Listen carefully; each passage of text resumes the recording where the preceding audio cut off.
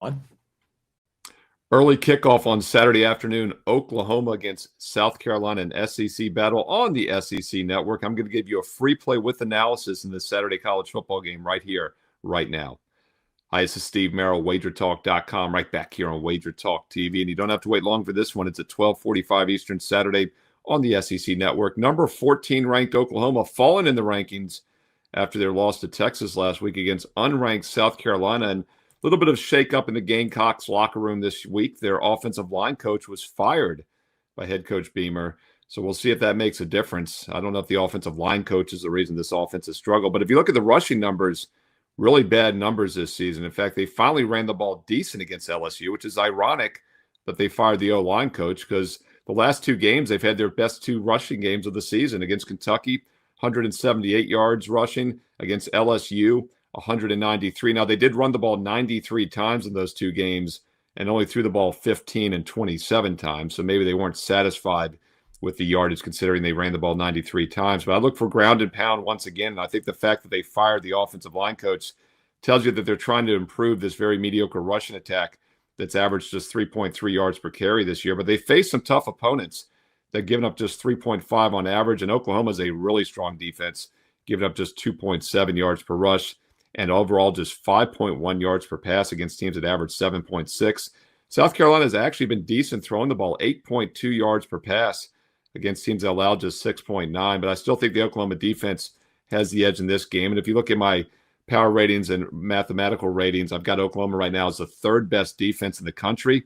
But I've only got their offense at 39th. And I think that showed last week in that loss against Texas, in which they scored only 6 points. Held the Longhorns to just 23 points, but scored only 6 points on 250 yards. I do think South Carolina can keep this mediocre Oklahoma offense in check. Sooners on the season, averaging just 5.5 yards per play against teams that allow 5.4. South Carolina's been a good defense, 5.2 allowed against teams that average 6. So this is actually a step down in class against this Oklahoma offense. Both defenses hold the edge in this game. The total reflects that. The over-under in this game is just 43. Not a lot of value left to the under there. Such a low total. But I do think there's some value with the underdog. Two good defensive teams. Both defenses hold the edge. And then my 10,000 game simulation also shows value with South Carolina, as I favor Oklahoma on average by just 2 points in this game. And currently the line is about 5.5. So plus 5.5. There is value with South Carolina. I look for this game to be close throughout and be settled by a field goal or less. Live dog, South Carolina Gamecocks plus the 5.5, 12:45 Eastern Saturday on the SEC network.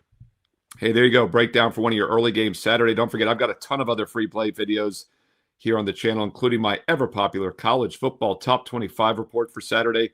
Make sure when you subscribe, I'm sure you have, over 224,000 subscribers, can't be wrong. Make sure you also click that bell as well for free updates when these videos go live each and every day here on the channel. And if you're finding these videos useful, all I ask is a thumbs up like.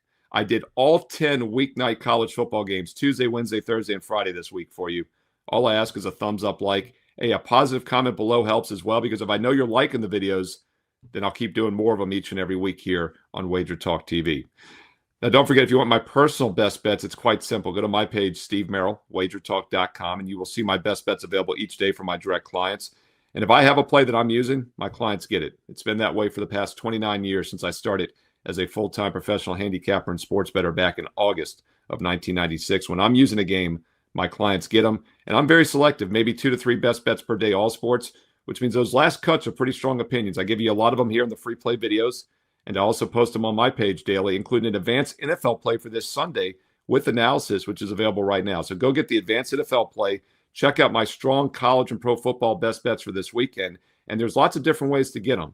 You can do the Weekend Warrior package for $49. That gets every Saturday, Sunday, and Monday best bet for just $49, college and pro football. Or if you want to include the baseball playoffs and the start of the NBA this Tuesday, how about a 7-day all access for just $69, dude?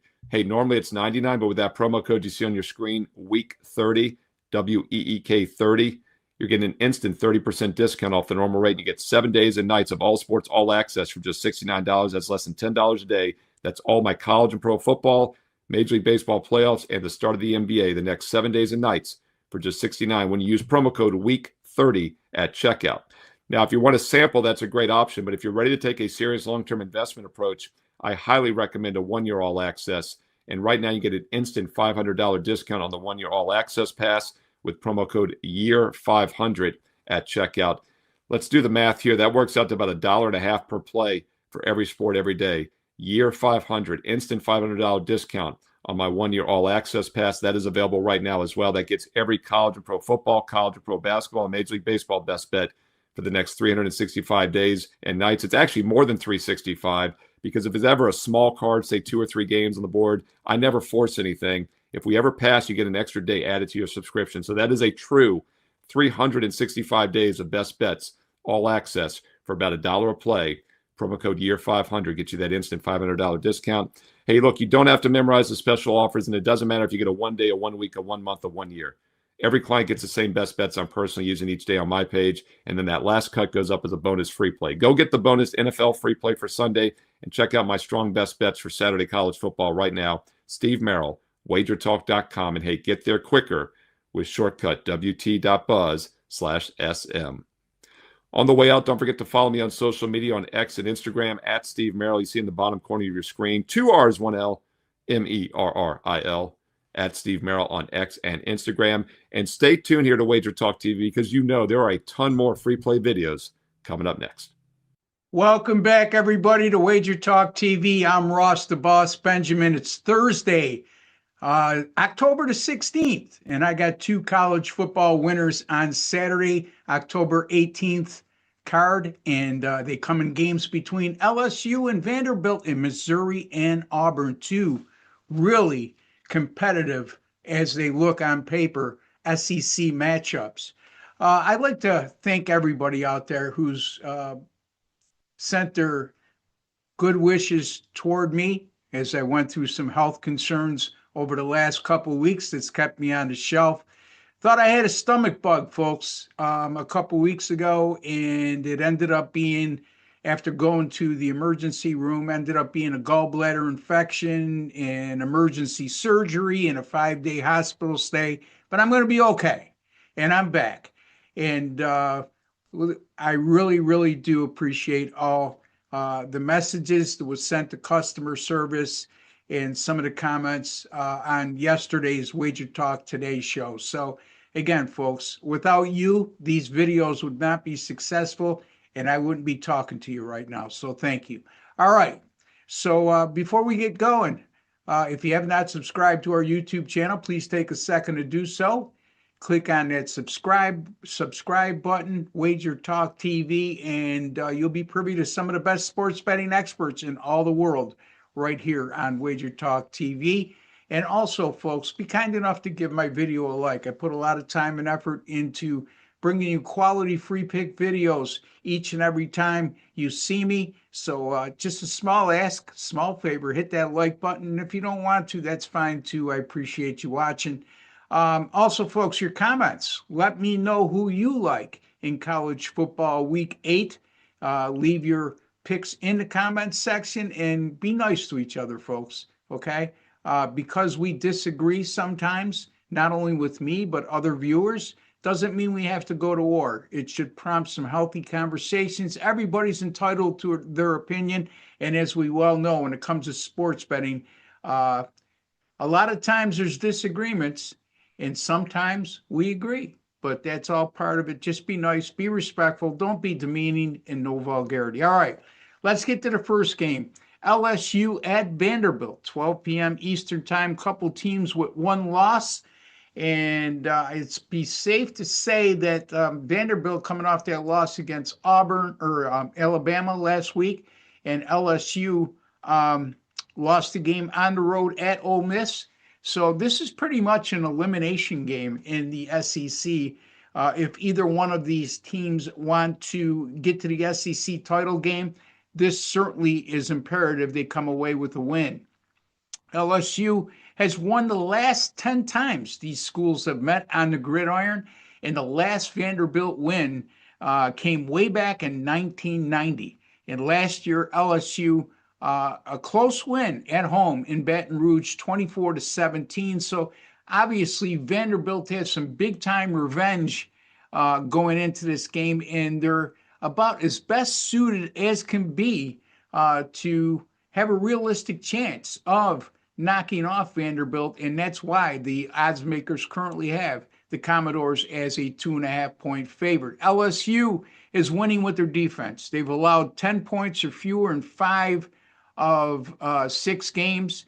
And however, they'll be hard pressed to hold down a Vanderbilt offense that is going to be a challenge, because the Commodores are averaging 43.2 points per game, 468 yards per contest. LSU offense in 3 road games this year, only averaging 18 points and 305 yards per game. I think the biggest disappointment for LSU this year has been their offensive production, with Grant Nussmeier, the senior quarterback, leading the charge. It was thought that LSU would be a lot more explosive offensively, but we haven't seen that so far. As a matter of fact, in those 3 road games, they're only scoring 1 point per 25.3 yards gained, which is atrocious. LSU also 1-7 straight up in ATS since 2023, and regular season games when their point spread is +3 to -3. Conversely, Vanderbilt 7-0 straight up in ATS in their last 7 when their point spread is +3 to -3, and that includes 2-0 this year, as they recorded wins in those situations, 31-7 at South Carolina and 44-20 at Virginia Tech. Vanderbilt also 5-1 coming in off their first loss of the season, 30-14 against Alabama, and they'll be smarting from that, looking to bounce back. And the best part of it all, the Commodores are coming off a bye week, so they'll be rearing and ready to go. Anytime you have a college football home favorite like the Vanderbilt Commodores that's playing after Game 6 of the season, they have a win percentage of 800 or greater, like they do, I should say, and they're coming off a loss by 17 points or fewer versus an opponent like LSU that scored 14 points or less in their previous game. 33-2 straight up since 2019, and if the point spread was -14 or less, 16-2 straight up in ATS. So a very favorable spot here for the Vanderbilt Commodores. I like Vanderbilt here, but I'm going to go to the money line here. Vanderbilt -134 on the money line versus LSU. You could find that money line over at FanDuel. I would say, folks, that if you can get anything less than -140, jump on Vanderbilt on the money line. Otherwise, I don't have an issue with laying the 2.5 as well. All right, don't forget, Weekend Warrior Special. Once again, this weekend, Saturday, Sunday, Monday, all of my college football and NFL premium picks and best bets for just $49. And folks, college football this year, 19-10 to start the year, 66% and up 31.20 units. NFL 8-4 since week 3. NFL college football combined 25-13, 66% since September 11th.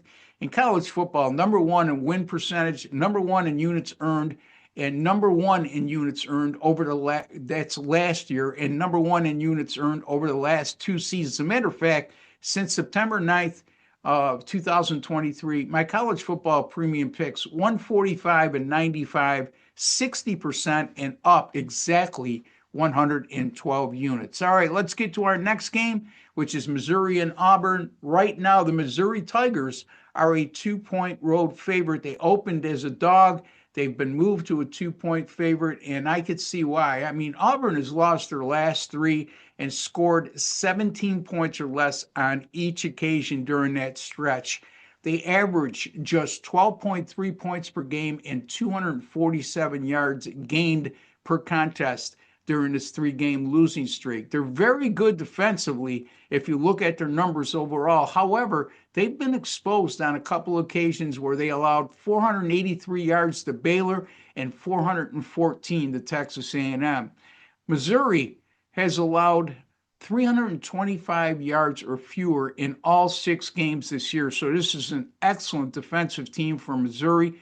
They even held Alabama under that number. Missouri's only loss coming in their previous game against Alabama, losing 27-24.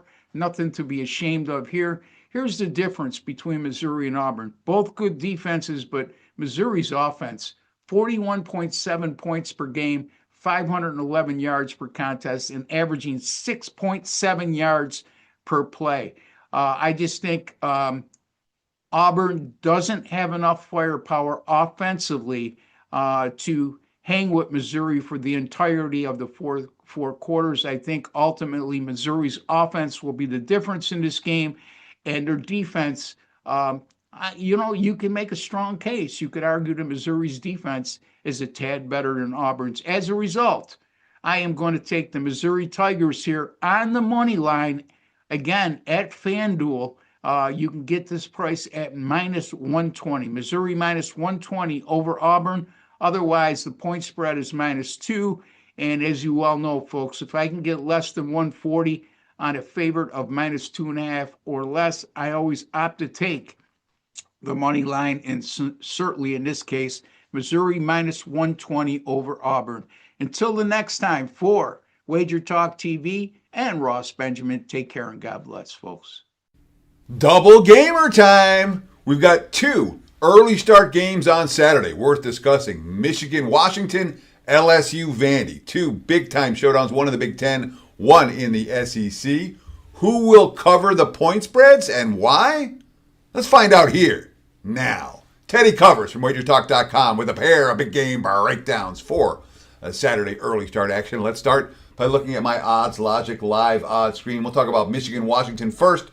The Wolverines, they're mostly -6 out there. There are some 5.5s for Michigan. Total in that game sitting at 50/50.5 against the Washington Husky. Washington won last year, 27-17 at Husky Stadium in Seattle, the first meeting between these two teams in the Big Ten. That was revenge for Michigan beating Washington 34-13 in the national championship game the previous January. So these two teams have met twice in recent years. Both those games, 44 points, 47 points, stayed under this particular total.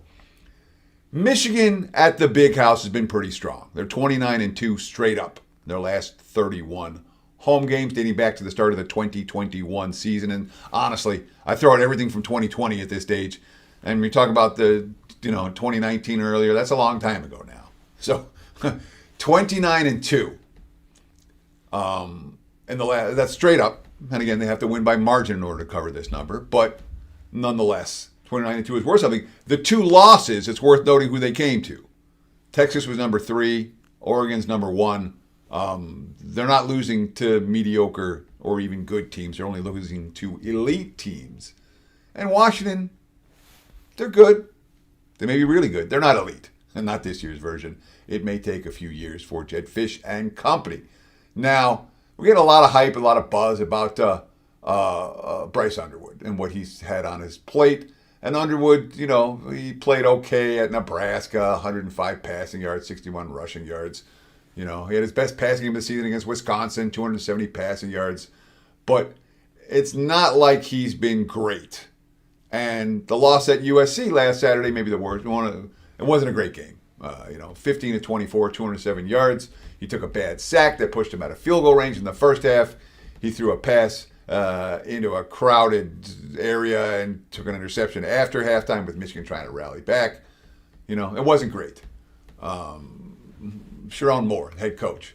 We put a bit more on him this week in terms of RPOs, run pass options, and the things he was doing. He did a good job making those decisions. The interception was just an ill-advised throw he doesn't need to make. Those things will come. Still, you see that flash.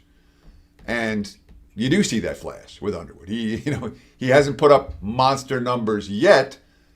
And I worry about Michigan's playmakers. The Wolverines don't have the explosive playmakers for Underwood to be able to create big plays from. That's been their biggest weakness so far this season. Underwood's quote after the game, "We executed some of our plays, but I feel like we got a lot to work on." All right. They do have a lot to work on. But this is not an offense that's clicking on all cylinders, and Michigan's lack of playmakers is a big concern for this bettor in a situation where they're laying points, flat out. Now, Washington last year, 0-5 straight up, 0-5 against the spread as road dogs. They got crushed repeatedly. And, they went to Rutgers, they went to Iowa, they went to Indiana, and they've made changes this year in what they're trying to do in their road travel schedule. So far, it's worked. They won at Wazoo, and they won at Maryland. Of course, they trailed for 40. They played 40 minutes of pretty awful football at Maryland, and then found a way to come back and steal a cover or steal a win. They did not get the cover in that ball game, but it wasn't a seamless performance. It was more Maryland melting down than Washington playing great. Now, Washington is coming off a nice win against Rutgers on Friday night. My clients and I cashed with the Huskies in that ball game. We were fading Rutgers, traveling across the country with less time to prepare, and it worked out. But Washington's defense was problematic in that ball game. It really was. They moved the ball up and down the field. Impressive offensive showing against the Scarlet Knights defense. It's not very good. But the key to the game was Rutgers stopped 3 times inside the Huskies' 10-yard line. Schiano kept on going for it, and they kept on failing. So it was very good for my bet. It was good for underbettors, but it wasn't Washington's defense dominating. I don't see them doing that to Michigan necessarily. Michigan's off the loss, Washington's off the win. Lean Wolverines here. I think the under might be the better of the two bets, especially considering the recent series history between these two teams. It has not produced a whole lot of high-flying affairs, and Michigan's defense a whole lot better than the Rutgers defense Washington just faced. So lean favorite. I think under might be the stronger of the two bets for that early start game. Before I talk about LSU and Vanderbilt, I do want to ask you guys one simple favor. If you like these type of breakdowns, hit that like button. Done. Problem solved. Appreciate it. If you like, comment below. Tell us what you think about any of the matchups this weekend in college football. Interested in your opinion. And, of course, follow the WagerTalk YouTube channel. More than 222,000 of you have already followed. You get instant alerts every time these videos go live. We appreciate the likes, comments, and follows very, very much. In addition, I'm going to hype for just a minute, guys. It's simple. When I'm running bad, I'll tell you I'm not running real good. This is not one of those times. We're running good right now. 62% across sports since mid-September. Major League Baseball playoffs have been phenomenal. The college football, 13-6, 68% over the last 3+ weeks. We're making money right now. 2 great deals I want to tell you about. We have a Weekend Warrior, just football.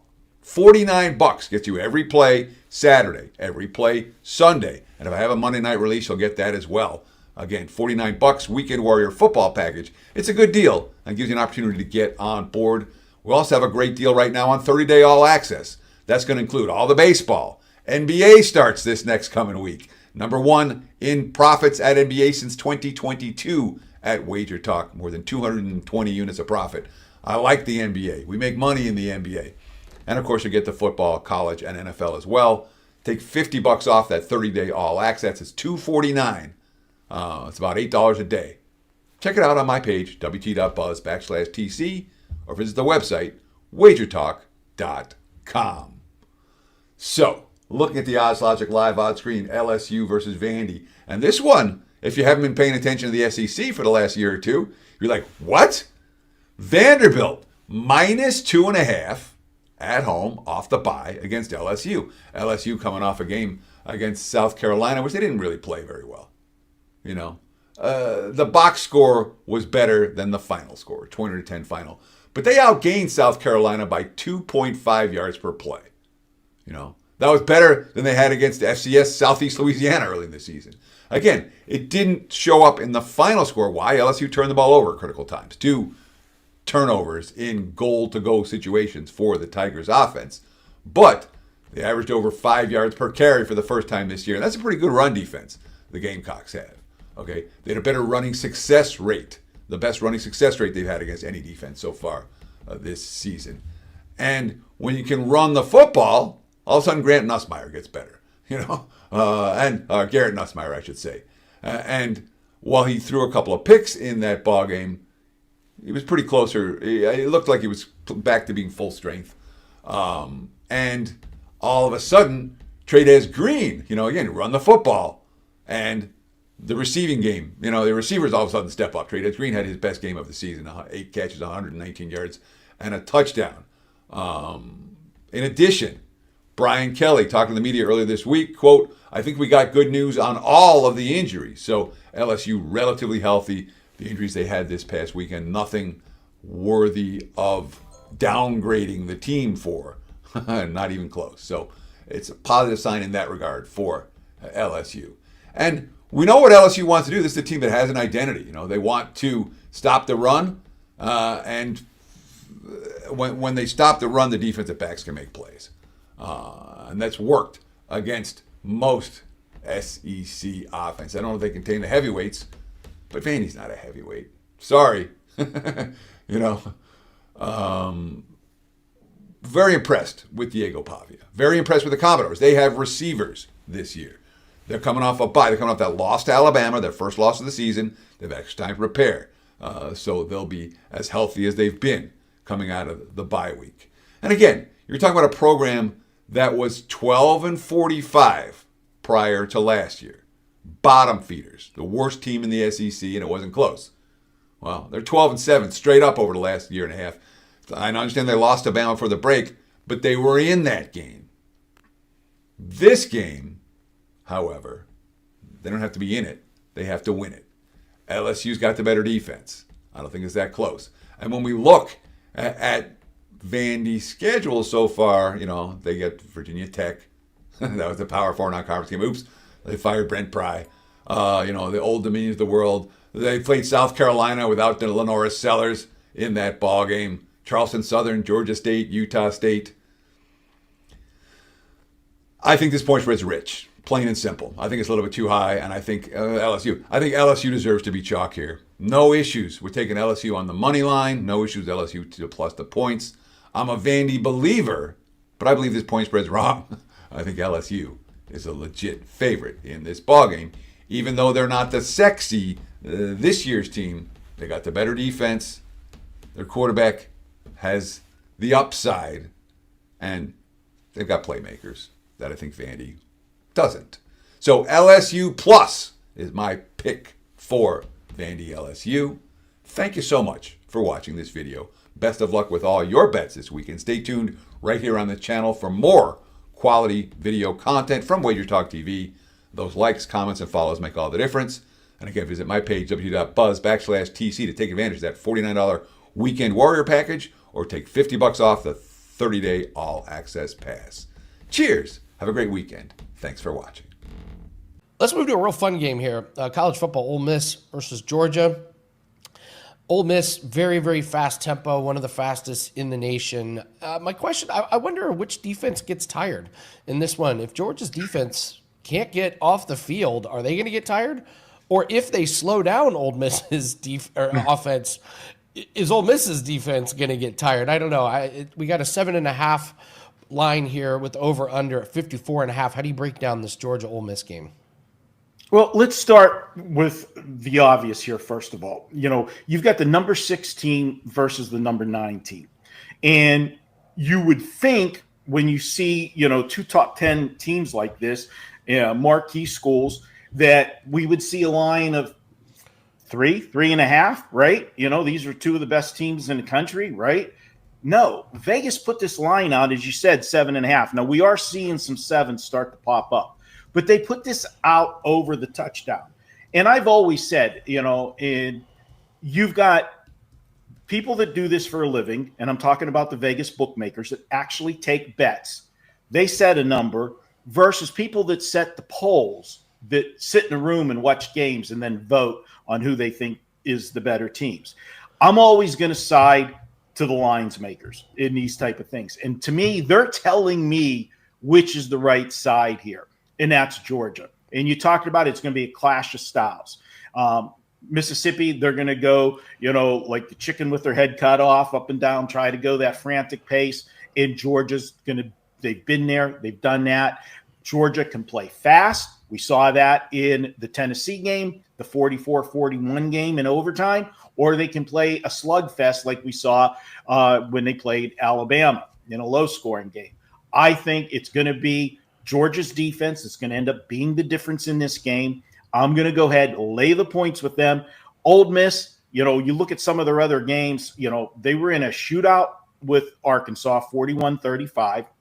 Kentucky, they beat them by 7. They only have one, to me, really quality win, and that was against LSU. But we know that LSU has been, offensively challenged this year. It's their defense. It's been their calling card. And LSU was able to contain this Mississippi offense. Georgia, give them the edge with the defense. Give them the edge with big game experience. This is a team that's a perennial powerhouse playing in the conference or in the national championship playoff series almost every year and has won national championships. I'll go ahead. I'll take Georgia, Kirby Smart over Mississippi and Lane Kiffin. Lay the points, my friends. Tell everyone what you have up. We got the Weekend Warrior. I know you're locked in with college and NFL. What all do you have up for this weekend? Yeah, we've got, obviously, if you want to come on short term, there's nothing better than a Weekend Warrior package. Get everything Saturday, Sunday, and our football on Monday. All football plays Saturday and Sunday. Last weekend, we went from Saturday through Monday, 9-3 for our clients with all plays. And if you want all plays, I've got a better deal for you. You want to come on for the rest of 2025? You can get all of my plays, every sport. And guys, right now, we got everything going. Hockey's underway. You've got the NBA starting next week. You'll have college basketball in a couple weeks. Get everything through the end of the season. There's 10 weeks left in the season or in the calendar year. If you bought all of my plays on a weekly basis, for those 10 weeks, you'd spend $990. I'm giving you the rest of the season, all plays for $449. That's less than $50 a week, and we're charging $49 for the Weekend Warrior. You're getting a whole week, and you're getting everything. Grab it. Head on over to WagerTalk.com. Go directly to my homepage. You can pick up that special. Go to WT.buzz/MD. And if you want some more free winners from me, shameless plug, check out Marco's Deli. 18-11 on the season. We give you 5 plays every week. That is up as well. And of course, always check out Bet on It, College and Pro Edition. Myself, Kelly in Vegas, and Vegas Runner. You can check out all of those plays. And then the Mega Show, you get everybody all the plays for this week's action. So a lot of free action for you. Check out the YouTube channel. 2 big high-profile national TV games on Saturday afternoon, late afternoon card for you. I'm going to give you both games free with analysis right here. We're talking Mississippi, Georgia, and also Texas Tech, Arizona State. 2 free college football games, deep analysis, free plays coming up right here, right now. Hi, this is Steve Merrill, WagerTalk.com, right back here on WagerTalk TV. And don't forget, if you're liking these free play videos, all I ask is a quick thumbs up, like, click it, boom. Thank you so much, and I will keep them coming. Also, be sure to check out my college football top 25 report here on the channel. Lots of games this weekend, and one of them I'm going to give you here in this video is a top 10 matchup at 3:30 Eastern on ABC, and that's number 5 Ole Miss against number 9 Georgia. Cheapest ticket is over $200 right now. This is a high-profile game, probably the best matchup this week in college football. And we'll start with my 10,000 game simulation. I was surprised. The computer surprises me sometimes that Georgia, on average, I have winning by 10.5 points. What? 10.5 points on average. But the early money seems to agree because this line has moved a bit from 6.5 up to 7.5. The early sharp money this week bumped this line from 6.5 up to 7.5. And it might only be a 1-point move, but obviously that's crossed a very key number of 7. About a 5% chance Georgia wins this game by exactly 7 points. So we have lost a little bit of value now.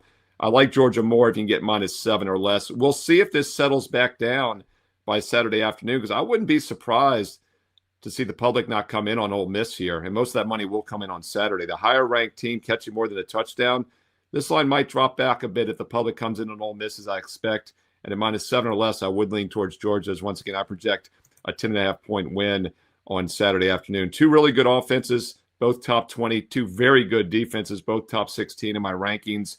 I do give Ole Miss the slight offensive edge, Georgia the slight defensive edge. So that's why I was surprised to see a double-digit projection. The difference, though, in this game is that Georgia's played a much tougher schedule of opponents overall than Ole Miss. And I do factor in schedule strength as a huge barometer when I'm doing these calculations. And we'll see if Ole Miss is ready to step up in class here. You look at some of their recent games when they've been in competitively priced categories this year. They did play well against Arkansas, put up only 30 at Kentucky, and they put up only 24 against LSU as a small favorite. And then, of course, last week, a very lackluster showing with a 33-point home favorite. They only beat Washington State 24-21. It's always a red flag for me when a team does not even score what the point spread is, and now taking on one of the best defensive teams in the country. I think this could be a little bit of a difficult spot for Ole Miss. So I do lean towards Georgia. Would like it better if we get to -7 or less. And as far as the total in this game, I do hold both defenses once again as top 16 units. Ole Miss has been explosive offensively this year, especially throwing the ball. And the Georgia pass defense at times looks suspect, but they have gotten a lot better here. They've faced a really tough schedule of opponents. Georgia's now given up just 6.8 yards per pass against teams that average 7.8.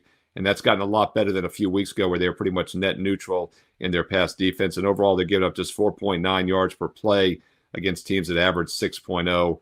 Should be a good game here at 3:30 Eastern on ABC.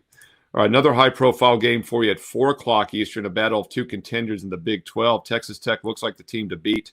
Arizona State, of course, was the team to beat last year as they won the conference, got the 3 seed in the playoffs. This is on Fox National TV. Number 7 ranked Texas Tech against unranked Arizona State, and that's because Arizona State fell out of the rankings last week.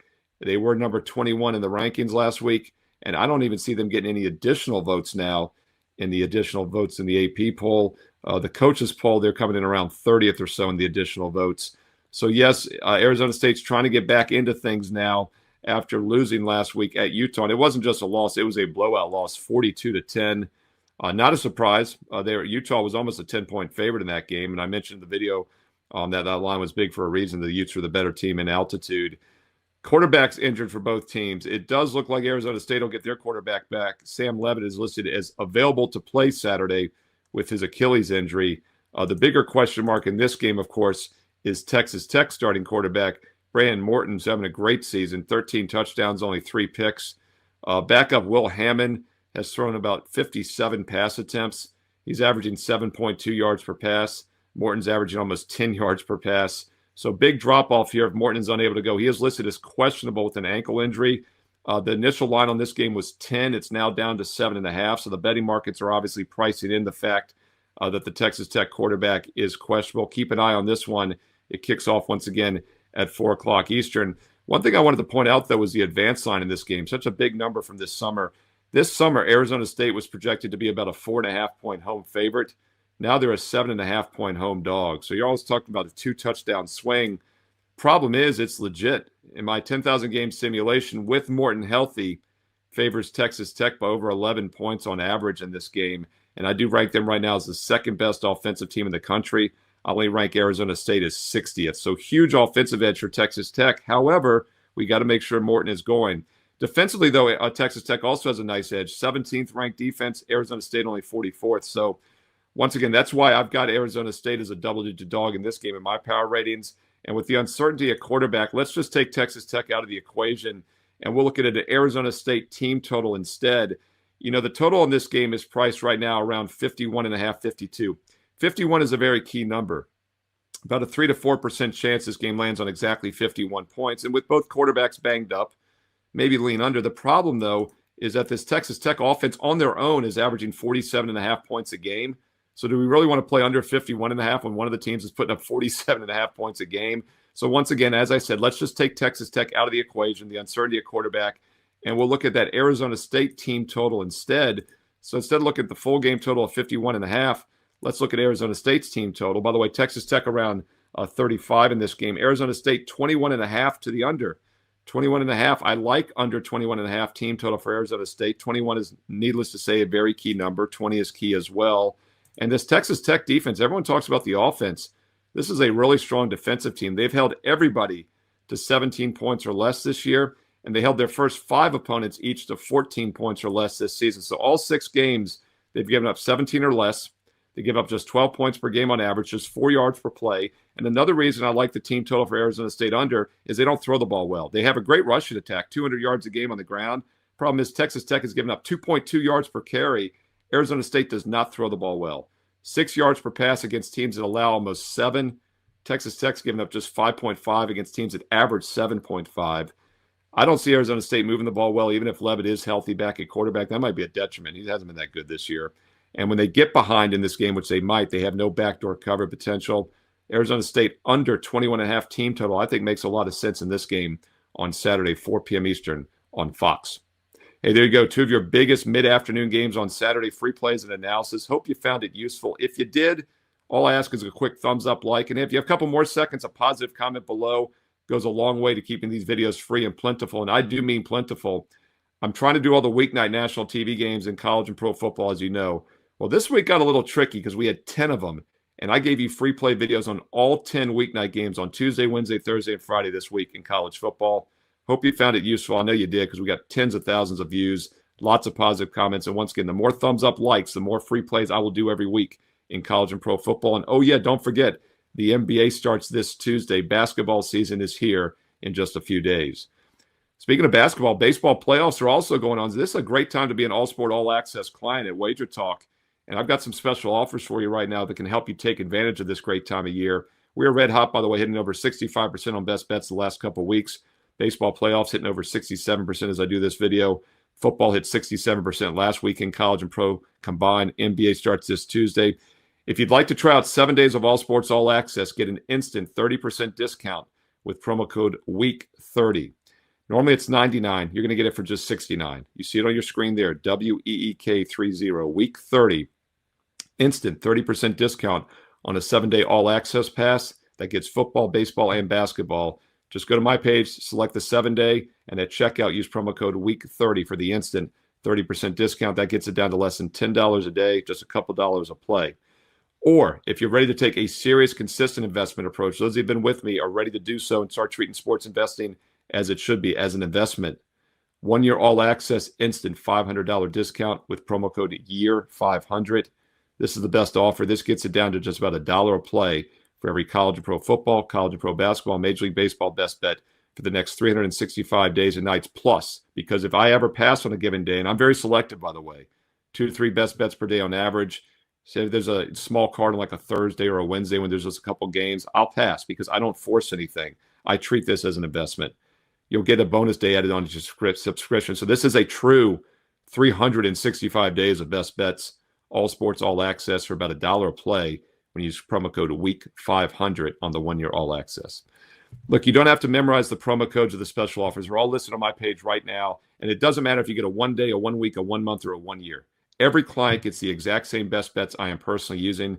Same plays I've won with consistently for the past 29 plus years since I began in August of 1996 as a full-time professional handicapper and sports bettor. If you want to get on board and start treating this as an investment, get my best bets, and they're red hot here in the month of October. Steve Merrill, WagerTalk.com. And oh, by the way, last cuts from my best bet card go up at free plays, sometimes here in the videos, but always on my page. And I've got an advanced NFL free play for Sunday right now with analysis on my page as well. Go get the free play, check out the best bet offers and specials, and get there quicker with promo code, or shortcut, I should say, WT.buzz/SM. Steve Merrill, WagerTalk.com, and get there quicker using WT.buzz/SM. Make sure you subscribe to WagerTalk. Click subscribe. Over 224,000 subscribers and counting. Can't be wrong. Don't cost nothing.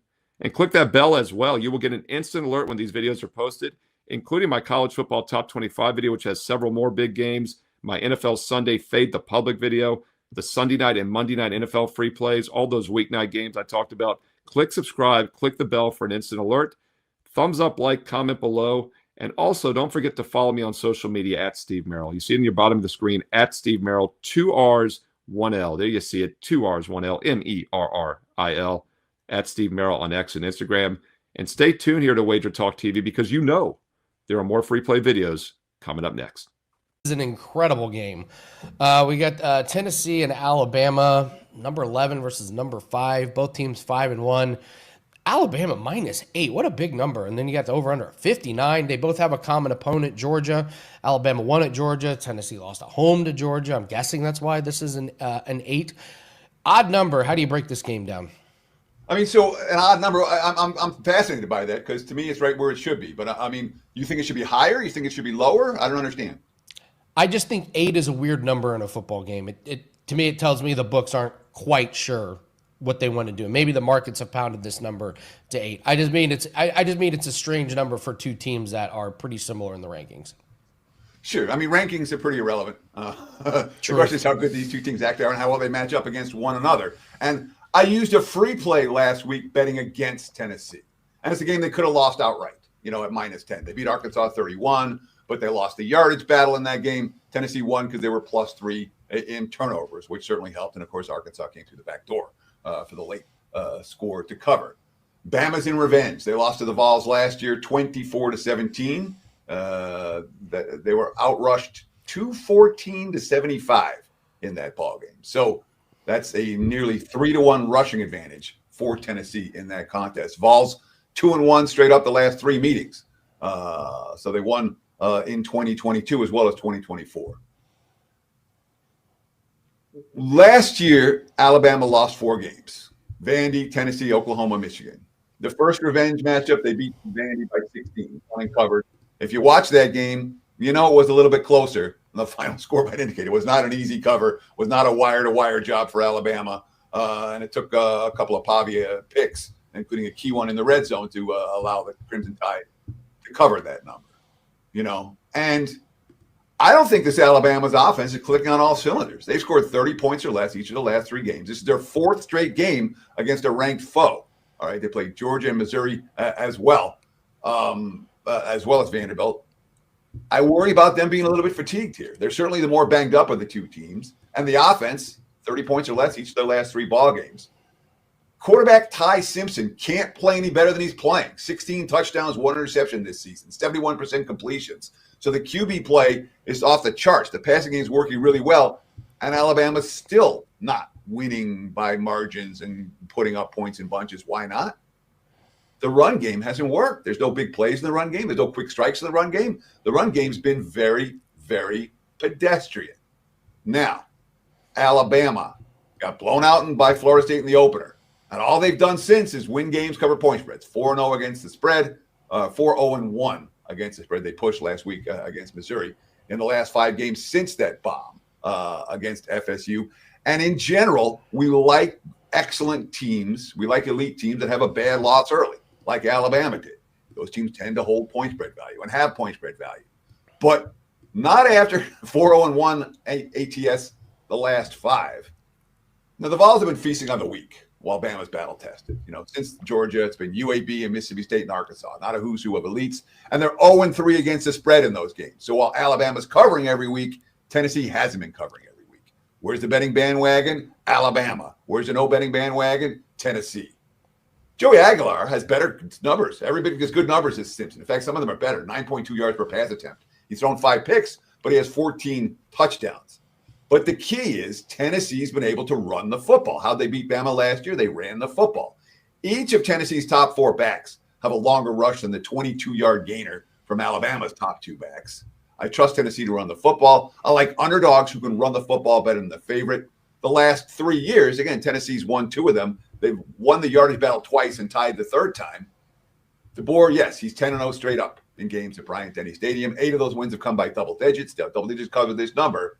But again, common opponent. 1 team lost to Georgia by 3. 1 team beat Georgia by 3. The loss came in overtime. I think this number is a little bit high, and the Vols are live dogs, +8, 8.5 in Tuscaloosa on Saturday night. Real quick, Teddy, tell everyone what you have up for everyone this weekend at WagerTalk. So we're running good, guys. I mean, flat out, we're hot right now. 5-1 this week, 83% across sports. MLB or college football at 70% over the last 4 weeks. MLB at 75%, dating back to last postseason. We're running good. Even the NFL, we won on Monday Night Football. And while the NFL's been choppy the last Sundays for the year, we're in the black, and we're on a, what is it? I think 65% all sports run. Whatever, making money. Check out my page, wt.buzz/TC. We're in play in MLB. Playoff action for tonight. The NFL and college football will be posted as soon as I get off the show. And don't buy a play. Get on board with the package. The Weekend Warrior, $49. If you're looking to get every play in football, Saturday, Sunday, Monday, that's the package to get. But we got a 30-day deal right now. You take $50 off. You got a 90-day deal. You have a deal if you want a full year, all access. Get the rest of this year free. I encourage you. Again, I'm not going to promise you anything that I can't deliver. I'm going to give you my best every day, and I expect to win long-term, and we're running good right now. So that's what you get if you sign up for a package, wt.buzz/TC. /TC. There's a lot of big games in college football this Saturday, and in this video, we're going to talk about two of them. Let's get it started with Tennessee at Alabama, and we'll finish it off with Pitt at Syracuse. So Tennessee comes into Alabama as an 8-point underdog. The total sits at 59. The bookmakers are expecting this one to get a little bit pointsy. It wasn't the case last year, though. Alabama lost 24-17 at Tennessee. And it might surprise some that Tennessee's actually been competitive in this series in recent years. I'm sure Vols fans are well aware, but casual football fans might not be aware of that. Alabama won their last home game by double digits, 34-20 against the Vols in 2023. But back in 2022, the Vols upset the Crimson Tide 52-49. They ripped out the goalposts and threw them in the river. That's got to be the best college football game, or one of the best college football games I've seen in the last decade. But we're not expecting that to repeat itself here. Alabama has won 4 straight at home in this series by 10 points or more. That said, these two teams can put points on the board, and they can do it in a hurry. Tennessee has the number 1 ranked passing offense in the SEC, and Alabama is not far behind. They rank number 2 in number 3 in passing offense, but number 2 in passing defense. The Vols dead last in the SEC in pass defense. That does not bode well in this game for Tennessee. But what I'm looking at is the early going in this game. I've seen recent Alabama games, including the home game against Vanderbilt, which was also a revenge game. And the two teams sort of matched serves early on in the game. I believe it was 14-14 at the half against Vanderbilt. It was very similar against Missouri last week. And Josh Heupel, his scripted drives, he comes into every game with a offense mapped out for the first few drives, and he's usually quite successful. Heupel's notorious for getting off to great starts. And Alabama these days, they've got a few guys banged up. There's several starters on the injury list, including Jam Miller, the running back. Sounds like he's not going to be able to play in this game. So what I'm looking at Tennessee getting 3.5 points for the first quarter. Call me crazy, but I think Tennessee can hang in there for at least a quarter. Maybe we're looking at 10-7, 7-7 after 14 minutes or 15 minutes. So yeah, Tennessee plus the 3.5 for the first quarter. Before we get into the second game, I got to tell you about a promotion we have available right now at WagerTalk.com. And if you follow these videos, if you've been around, you've probably seen this, the Weekend Warrior package. I've given up my dispute with the boss about offering the plays so cheap. I'm now endorsing it. Get all you can, $49 all day Saturday college football, all day Sunday NFL. We'll throw in Monday Night Football. Fill your boots. I'm hitting 70% with my NFL picks for clients dating back to the beginning of last year's playoffs. And I did sweep the board with client plays in college football last week. So I'm getting it done. I'm making money for my clients. And let's see what the clients are saying in the comments section this week. DeSauce says hitting over 70% is all you can ask of someone. That's killing it. Well, that is killing it. And in fact, I believe 70% winners is probably enough for you to win one of the contests, one of the major football contests. Very few professional handicappers are going to be hitting 70% at the end of the season. If anybody, it's very rare. So I don't expect to be hitting 70% for the whole season. I'll be happy with 60, to be honest, but certainly 7 weeks in, 70% is pretty good in my books. Let's see what the others are saying. Oh, my man, Mo Green. He says, you got lucky last week. Colorado, now you think you know football. And my man, Mo Green, you might know him from the Godfather movies. He did not like my pick on Colorado over Iowa State last week. He says I got lucky. I wonder what he thinks of my pick on Pitt as a double-digit dog winning outright at Florida State. Wonder if Mo Green thinks that was lucky. Remember what happened to Mo Green in the Godfather movies. Anyways, let's get back into the free picks. Let's talk about those Pitt Panthers. And yes, I did give out Pitt on my weekly segment on WagerTalk TV. I said take the points and sprinkle on the money line. And sure enough, they went into Tallahassee and they beat the Seminoles outright. Back-to-back wins now since benching quarterback Eli Holstein. And I suggested that they were going to benefit from that because Holstein actually was the lowest ranked, the worst efficiency ranking of any quarterback in Power 4. So sure enough, they brought in Mason Heinschel, the freshman, and he's thrown for 300-plus yards in back-to-back games, back-to-back big wins. And this Pitt team is a very good team, very competitive. You look out for them. I wouldn't want to be betting against them this week or any other week for that matter moving forward. They rank number 1 in the SEC in run defense, allowing just 84 yards per game on the ground. Heinschel, the freshman quarterback, he's completing 73% of his passes so far. And they're a big favorite in this game, 11-point favorite on the road at Syracuse. Total sits at 54.5. And I think we're going to have a look at that total because Syracuse, their offense was looking pretty good with Angeli at quarterback. Of course, Angeli gets injured and in comes Ricky Collins. And Ricky Collins has really struggled in the 2 games he's played.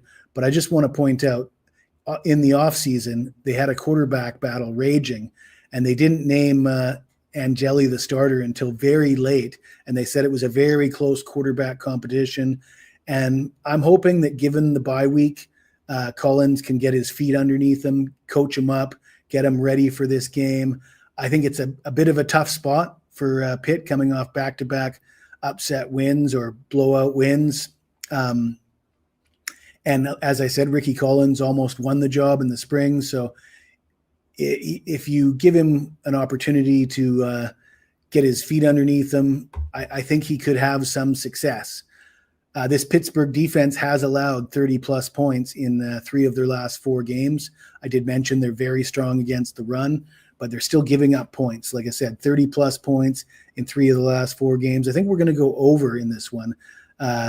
Syracuse can't stop anybody. They got, I don't know if it's the worst offense or defense in the ACC, but certainly close to the worst. So I think Pitt's going to get close to a 50-burger themselves, and I think Syracuse could be good for 20 or 30. So we'll take the over in this second game. So over 54.5 in Pitt at Cuse, and we'll take the 3.5 points for the first quarter with Tennessee at Alabama. If you like this video, smash that like button, subscribe to the channel, and if you got anything to say to me, even if it's nasty, hit me up in the comments below and I'll get back to you as soon as I can. Last year at the Rose Bowl, Notre Dame up 35-28 against USC. The Trojans driving, first and goal. Oh no, 100-yard pick six. The Irish take it back the other way. Instead of a tie score at 35-all, now it's 42-28. And then what happened? There was another one. I think it was a 98 or a 90-yard pick six from Jaden Maeva. Final score 49-35. The Irish win, the Irish cover. It propelled them to the playoffs and eventually to the national championship game. Those 2 100-yard pick sixes against USC. Now we get the rematch, this time in South Bend. What's going to happen here? Let's break it down. Teddy covers WagerTalk.com with a big game breakdown for Saturday night in South Bend. Looking at my Odds Logic live odds screen. And by the way, guys, if you haven't tried it, get a free 7-day trial for the Odds Logic live odds screen. It's cool. It's easy. It's fun to play with, and it gives you a good idea where to bet, when the markets are moving. Anyhow, check it out. oddslogic.com/Teddy. Look at the Odds Logic live odds screen right now. Notre Dame minus 9.5, we'll call. There are a couple of 9s out there. There is a couple of 10s out there as well. 9.5 the prevailing number. Total sitting 61.5/62 in this matchup. USC hasn't won in South Bend since 2011. The last 2 matchups been pretty ugly for the Irish when they traveled east. And we've seen problems for USC and other schools. Not UCLA, but all the other schools. When you're traveling west-east or east to west, the long trips when you're traveling over the Rockies, from a point spread perspective, it's been a negative. So USC in revenge for last year, but USC very much in a negative travel spot. Maeva's been great all season. CJ Carr, this is a matchup of two quarterbacks that in general we want our money on. CJ Carr as a frosh for the Irish has lived up to all the hype Maeva has as well. He's got a 185.6 QB rating. So he's been solid. Now, there are some concerns here from an injury standpoint for Notre Dame, or for both teams. Notre Dame just lost their starting center, Ashton Craig. He had a left knee injury. That being said, he missed all of last year. And he's got 12 career starts, the first 6 games this season. That said, the sophomore Joe Otting is just fine. The quote, and I worry about centers. The offensive line injuries, and centers and tackles you pay attention to. The quote from head coach Marcus Freeman, your thoughts go to the young man who worked so hard from last year after 3 games to get himself back in the position he was in this year. He's playing extremely well for us. It's unfortunate for him. You feel bad for the kid, but will be good. We have to continue to move forward. So I'm not too concerned about the starting center injury for Notre Dame. A lot of times I would be. This instance, not as much. There's a guy who's coming in who has backup. And it's certainly worth noting that the Irish, they've been stealing points. They've been fake punting almost every week and being very successful with it, finding a way. It's not like the USC's special teams have been particularly good so far this season. For the USC side of the equation, they've got real cluster injuries at running back. And that's a concern here for this match. USC's run defense has been real good. So has Notre Dame's run defense has been solid the last couple of weeks after some early season struggles. But USC, a bunch of injuries at RB. And I mean a bunch, legit. They lost their top 2 running backs, William Jordan, Eli Sanders, both suffered injury against Michigan last week. They turned to the walk-on King Miller. He's a concern this week as well. But again, when you have a strong offensive line and a powerful passing game, I don't worry too much about the running backs. So here's a situation where one team's got a hurt center, the other team's got hurt running backs. Oh, by the way, we've got bad weather. It's supposed to rain in South Bend. Don't know how much rain yet we're going to get. Obviously, I'm recording this earlier in the week on Wednesday, so I don't know how much rain we're actually going to see, but the forecast says it's going to be nasty. So in this type of scenario, the total tends to get deflated a little bit. We'll talk about it a little bit more. First, let me tell you what's going on right now at WagerTalk.com. I appreciate all the support that you guys give me. I really do. And I'll tell you when I'm running bad. Right now I'm running good. All right, the college football 13-6, 68% over the last 3+ weeks. 32-20, all sports run since mid-September. The baseball's been rock solid. 30-day all access pass right now. You take $50 off. It's $249, gets you every play, every day, in every sport. That's going to include baseball. It's going to include NBA, college football, NFL. It's $249. So it's a little bit more than $8 a day. 30-day all access. It's a good deal if you want to get on board. I get it. Pick buying's not for everyone. But if you're interested, now's a great time. Visit the website, WagerTalk.com. Check out my homepage, wt.buzz/TC. I also want to ask you guys a simple favor. If you like this type of analysis, hit that like button for this video. Thank you. Follow us. More than 222,000 of you have subscribed to the WagerTalk YouTube channel. And of course, comment below. Tell us what you think about USC Notre Dame or anything else on the college football card this weekend. So USC's run defense has been really good. Notre Dame's run defense has improved by leaps and bounds from where it was earlier in the season. We've got 2 bet-on QBs in a game that combined for 84 points last year. And again, I know there were 2 pick sixes. They were both, could have been touchdowns the other way. 84 points was not a misleading issue. And, both teams more than 500 yards of offense in that ball game. I believe in these QBs.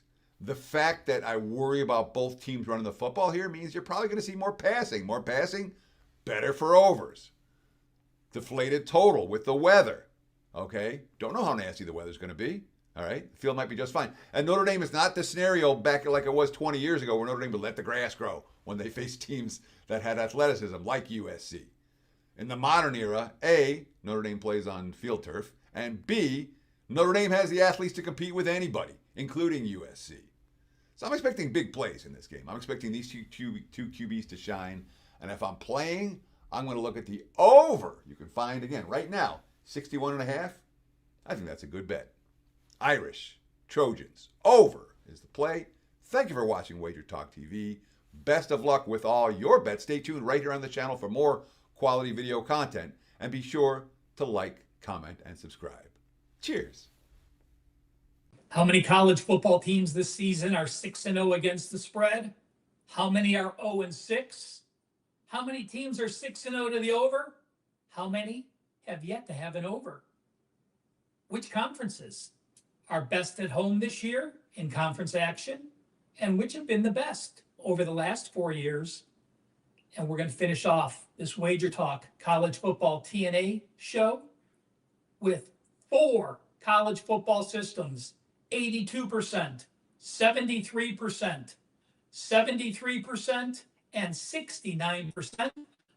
Ralph Michaels, welcome to College Football Week number 8. Well, we're just going back to the basics here, guys. I was surprised how many people in the chat or left a comment. I just want to find out the best and worst ATS teams. Yes, that information is available anywhere, but it's always good to reaffirm as you're going into the weekend making your selections to find out which teams have been the best season to date. So let's take a look at the chart. First on the top, we see best ATS. This is season to date. Memphis and Texas Tech, both 6-0 ATS. Western Michigan, 6-1. At 5-1, we have a slew of teams. Boise, Iowa, La Tech, Miss State, Ohio State, Temple, Troy, Utah, Utah State, Virginia, and Western Kentucky. Well, worst against the spread. They are now coachless, at least without their traditional head coach with an interim. Penn State, 0-6 ATS. Baylor, Georgia State, UMass, and Minnesota, 1-5. Also 1-5, Northern Illinois, Sam Houston, SMU, Stanford, and Virginia Tech. The top overs. Folks, Air Force is just an over machine. Their offense is in the top 10. Their defense is in the bottom 15. Their reason they're 6-0 over under this year. Pittsburgh also 6 overs, no unders. Those teams that 5 of their 6 games have gone over the total: Duke, Florida State, Georgia Southern, and Missouri. Also 5 overs and 1 under: Navy, Nebraska, Rutgers, Tennessee, and Virginia. Top unders: Northern Illinois and Oklahoma, both 0 overs and 6 unders this season.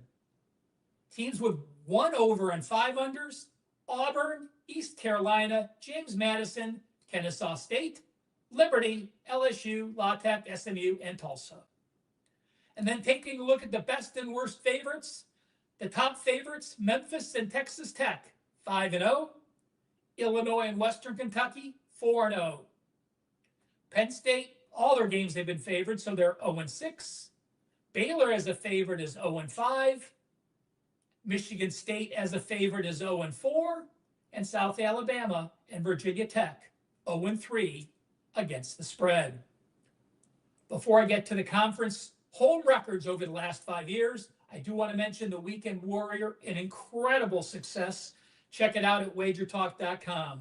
The Weekend Warrior, just $49. You'll get all of my Saturday college football, all of my Sunday NFL, and if I have a Monday night football game in the NFL, you'll receive it as well. My college football run currently stands at 38-25, 63%.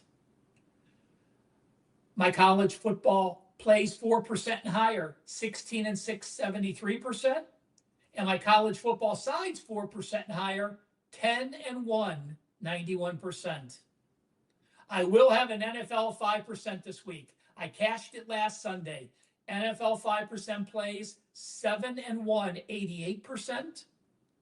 And my college football and NFL 5% plays combined, number 1 at WagerTalk the last calendar year since last October, 18-5, 78%. Lastly, NFL teasers, 26 and 7, 79%, but it gets even better. NFL teasers rated 4% or 5%, 17 and 3, 85%. Guys, don't wait to the weekend. I've already got plays loaded today. So go to my homepage, wt.buzz/RM, hit the weekend warrior. You'll instantly get all the plays I've already loaded. And as soon as I update the rest of my plays, you will get notified immediately. I always do have all of my Saturday college football loaded by Friday, and I do have all of my Sunday NFL loaded by Saturday. Well, let's take a look at chart number 2.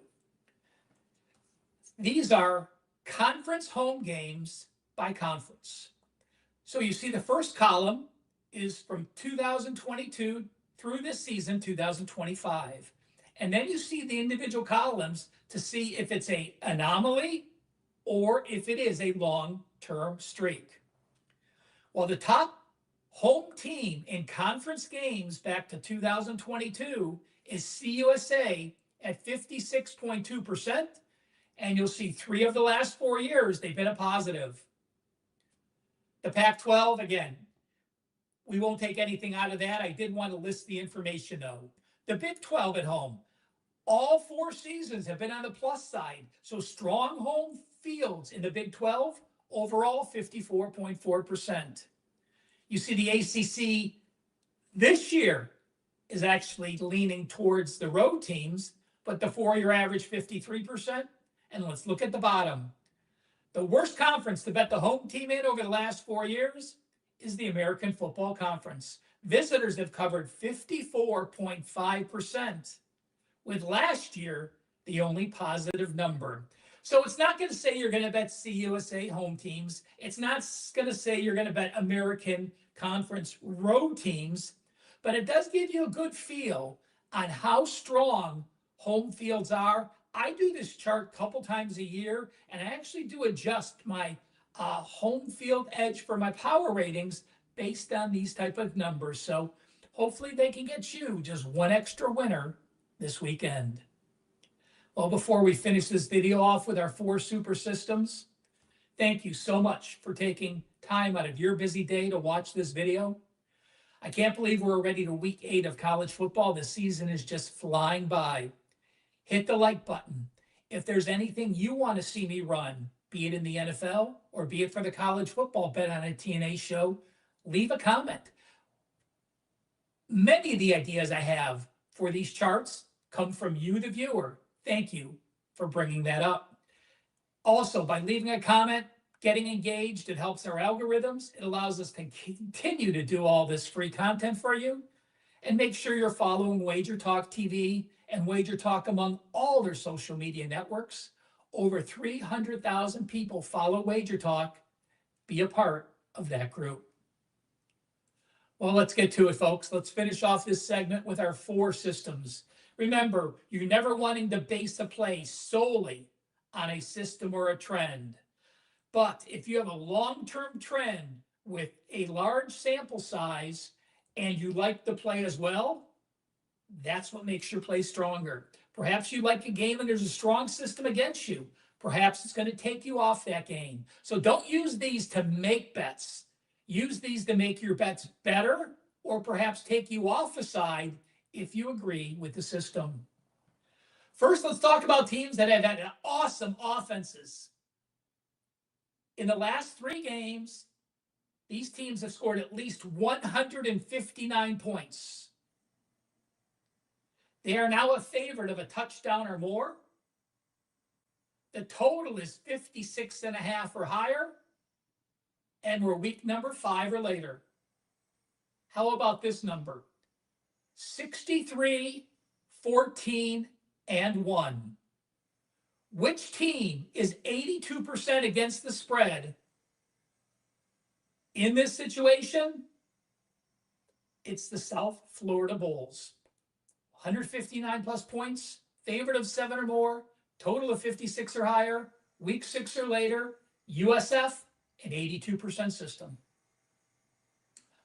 Away dogs. This system lost last time I had it on here, but I still do like it. It makes total sense to me, so I'm going to repeat it. Away dogs that lost as a favorite, but they rushed for over 200 yards, and they're now an away dog to plus 13. So we are getting rid of dogs, 2 touchdown dogs and higher. So you're an away dog up to plus 13. You're off a loss as a favorite, but you did rush for over 200 yards.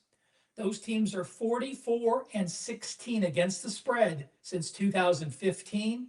2 teams apply. They're both in the MAC. Got some action here for the TNA. Northern Illinois and Central Michigan both fall into the 73.3 ATS system. I did a tweet earlier this week. Penn State was the first team in database history to lose back-to-back games as a 20-point favorite. I guess that's why you no longer have a head coach. But what have teams done after losing back-to-back games as a double-digit favorite? I went all the way back to 1994. Take a guess. How many college football teams have lost back-to-back games as a double-digit favorite? Well, the answer is now 43. There were 42 previous teams since 1994 to lose back-to-back games as a double-digit favorite. The next week, those teams have gone 9, 24, and 2, 27.3%. Only one team applies. It says to fade Penn State in this 27% ATS system. And let's finish off this Week 8 college football TNA video with our final system of the day. We are looking at teams that was minus 3 turnovers or more. They lost the game as a favorite, but they had a yardage edge. And now they are at home as an underdog or a favorite to minus 7. So which team had a bad turnover game plus yardage, but lost as a favorite, and now home as a dog or a small favorite? Those teams have gone 25-11. They bounced back off those bad turnover games. Which team does it apply to this week? TCU, our fourth and final system, 69.4%. The system favors TCU versus Baylor. Again, thank you so much for watching the video. Hit the like button, leave a comment, make sure to check out my NFL TNA video, and I'll be back next week.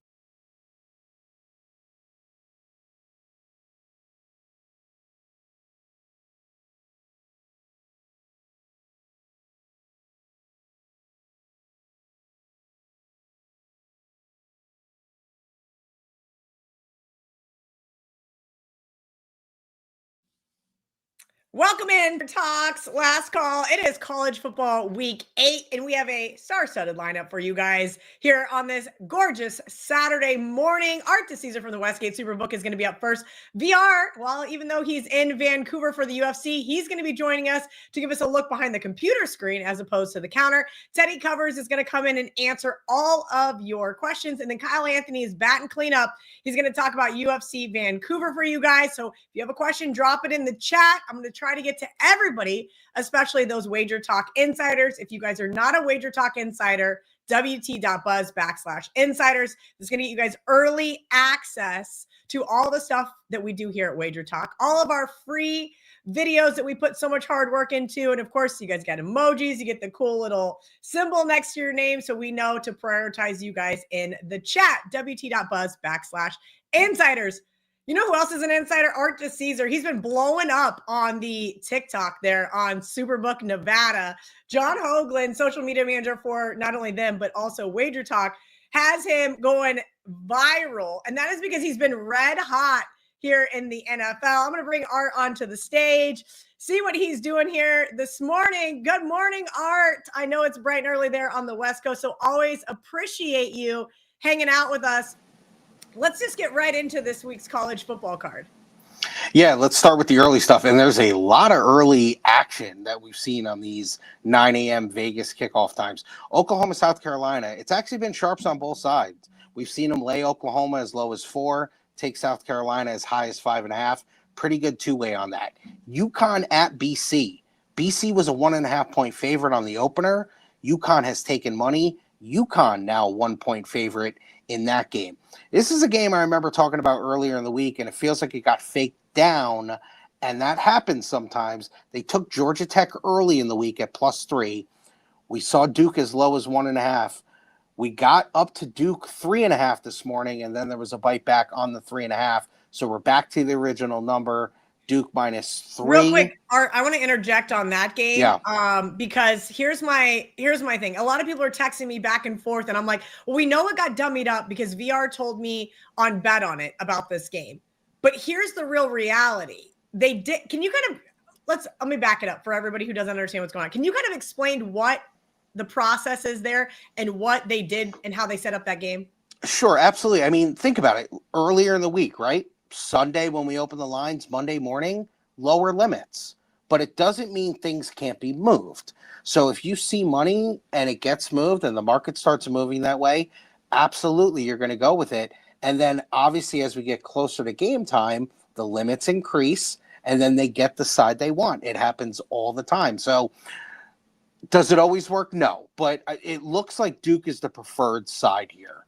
So I think that is evident on what has happened with that, kind of fake movement early on in the week and us shooting up to as high as 3.5. Now, people are going to buy off football numbers when they're 3 and 7s. They're always going to do that. They see it 3.5. They're going to take it, especially if they laid 1.5 with Duke. They're looking for a middle. So happens a lot.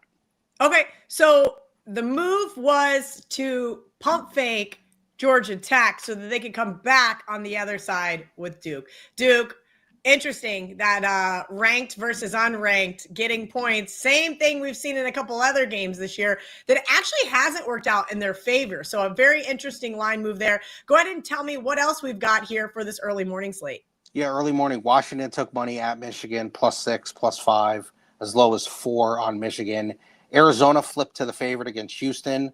Houston was a slight favorite, -1 when we open. Arizona now 1.5 on that game. And LSU Vanderbilt has been back and forth. Respected people on both sides. That's been tremendous two-way handle. I find that really interesting. That was one of the games that I just didn't get involved in. I'm in the Westgate college football contest. My partner CT Bet said, hey, I love LSU. Let's add it. This was one of those weeks where we're trying to find 7 that we also had in common were hard. We had 3 right out of the gate, and then the other 4 were kind of plug and play. Talk to me about that game, because this is the first time, I think I saw a tweet. It was like in 70 years, that's the first time Vanderbilt has been favored over LSU. Yeah, I think people are starting to come to the party on Vanderbilt and realize that they are really good. And LSU, with their signature win early in the season against Clemson, doesn't look that great now. I mean, it doesn't. Now, listen, they still went into the other Death Valley and won at night. I understand that, but I don't know. I think Vanderbilt being where it is and that game kind of going back and forth. And it's funny too, because when it's under the field goal like that, you see the money line on both sides. They almost take the points out of it. They'll lay -125. They'll take +110. They'll, kind of play around like that with the money line when it comes to a game that's that tight spread-wise. All right, let's talk about some of these bigger matchups here today. There's some great games in the SEC. There's some great games in the Big 12. And as you mentioned, some of these teams are getting a little bit of love as an underdog. And that always concerns me. I was a little concerned about South Carolina this morning, seeing that I'll call them some of the square books, albeit, are very heavy on South Carolina. But to hear you say you guys have two-way action is very interesting. Let's talk the Ole Miss game, the Bama-Tennessee game. I kind of want to hear some of your thoughts on even BYU or Utah-BYU here. This one's going to be an interesting holy war this year. Yeah, to start with the 2 SEC games. I mean, Georgia on the opener was 6.5. We got to 7.5, and that was sharp money that took the 6.5. Once again, under the touchdown. If they feel good about a team, they're always going to make that bet. Now, once it hit 7.5, we saw a flood of Ole Miss money, and I've even seen it at 7. So we need Georgia in the game. Tennessee and Bama, it's really been one-way traffic. Bama was 8, now up to 9.5. I've even seen some 10s out there We've really yet to write a Tennessee bet, so nothing but Alabama money. And the Utah and BYU game has been one of those that's been going back and forth. When it's on the low end, they lay Utah. When it's on the high end, they take BYU. That has seen pretty significant, two-way action. That's one of those games where we just kind of have to maybe avoid 4 and we'll be fine. But that's a game that's right in good handle. Yeah, last week you guys wanted to avoid 3 with that Alabama-Mizzou game, and of course that's exactly where it landed. That's kind of a difficult spot to be in from a bookmaker's perspective, but it is going to happen from time to time, especially when you're getting that two-way action. Let's kind of talk about some of these other games here that I find really interesting that have really flown under the radar. Washington was a 6, I believe, it was either in your contest or one of the splash contests. So I did play the stale number there, but this is a game I feel like nobody's talking about. No, I think when you look at some of these earlier 9 a.m. games, which it's in that slot, LSU Vanderbilt's going to get some more love, even Oklahoma, South Carolina. Now, they've kind of been a weird team, and they have question marks with their running back as well, but he'll probably play. Like I said, we're going to be rooting for Michigan. I mean, I haven't seen much Michigan money come in because, like I said, you saw the 6 and the 5 get bet with Washington. All right, a couple other games that I think are flying under the radar. For whatever reason, Notre Dame has gotten just absolutely steamed over the past few days against the Trojans. I said, I'm not a chalk-eating weasel on bet on it this week, but if I have to play it, I'm going to lay it. Now I feel like it's almost too late to lay it. Well, yeah, you missed it. I mean, got up to 10.5. We're at 10 now, and okay. we were as low as 9. Game of the year line on this was Notre Dame 11.5. So obviously, LSU's power rating's gone up a little bit. Notre Dame's probably dropped a little bit, but it's kind of settled back into that 10 range. Okay, cool. Anything else worth noting before you give me your needs and, of course, your best bet? I mean, here's an interesting one. Wisconsin took money at plus 27.5 at home against Ohio State. It's a low total, 41.5. So they just figure, hey, let me take almost the 4 touchdowns. It should be a tight game, low scoring game with a total like that. So I think that's, something to keep of note. And UNLV, hometown team, man, it's been nothing but Boise money. That was 10.5. It's now 13.5. I'd be shocked if we get to 14 because I think you'll see money with UNLV at 14, but a 3-point move to Boise. That is very interesting there. I believe Marco D'Angelo gave out the under in that game. Anything else worth note, Art? Biggest need of the day, who you're going to be cheering for the most? Yeah, I mean, some of those games, Georgia really is a significant need for us. And a game that we didn't touch on because the quarterback situation, like everybody piled on SMU this week, of course. So everybody, and they kept taking the worst number. And now we're Clemson 4. I mean, I don't know. That's just one of those games where it happens that way. I mean, we need a miracle out of Clemson, obviously, because nobody wants to take Clemson with their quarterback not playing. So obviously that's going to be a need for us, but it's going to be tough to get there on that one. Let's talk about quarterback play really quick. Sounds like Sam Leavitt is going to be a go for the Sun Devils, which is why we saw a ton of money flood in that direction. Are you guys going to still be cheering for Arizona State, even though with that news, people started piling on the Sun Devils? Yeah, they did. And that's a crazy game in the line year move. That was Arizona State -3. And now you're looking at Texas Tech 7.5. So yeah, obviously when Leavitt plays, that's going to help Arizona State. They looked lost without him. So I think Arizona State at home catching those points, as good as Texas Tech has been, that's got to be the move. Yeah, that's going to be the move for me. That is one that I am going back and forth on because I put them in my parlay in case they happen to win outright. I do have a nice ticket on Texas Tech over wins. And, of course, to win the Big 12. So I'm kind of like, damn it. That's what's hard about these futures bet, right? Sometimes they put you in those precarious situations throughout the year. Give me your best bet, Art. I know you got to get back behind the counter and in the risk room. You've got a lot of work to do before kickoff. I love to throw weird ones out there. I'm taking UL Monroe +5.5. Okay. +5.5. It is. Art DeCesar, guys, at Art Dice. You guys can catch him on the best betting show ever with Joe Ranieri in the Prez. It's called the best betting show ever because Art's on it and he's the best ever. We appreciate him every single Saturday morning tuning in with all of you, answering any of your questions in the chat and bringing us those needs from the behind the counter. Art, thank you so much. And we'll see you next week. Guys, let's bring in VR. He is here. Gianni The Greek. He is actually not here. He is in Vancouver for the UFC. So we're going to bring him in right now and see what he's got going on. Every single Wednesday on Bet On It, he brings us the early information. And then we decide here on Saturday morning whether we're going to codify it or not. So bottom line, what did you hear from Art? What do you agree with? What are you seeing on your side? I like that. UL Monroe. I have them circled as well. I think you just confirmed them for me. I had already bet Georgia. We're on the Georgia side. So that was good news. Otherwise, it's pretty much the same stuff that I've been seeing.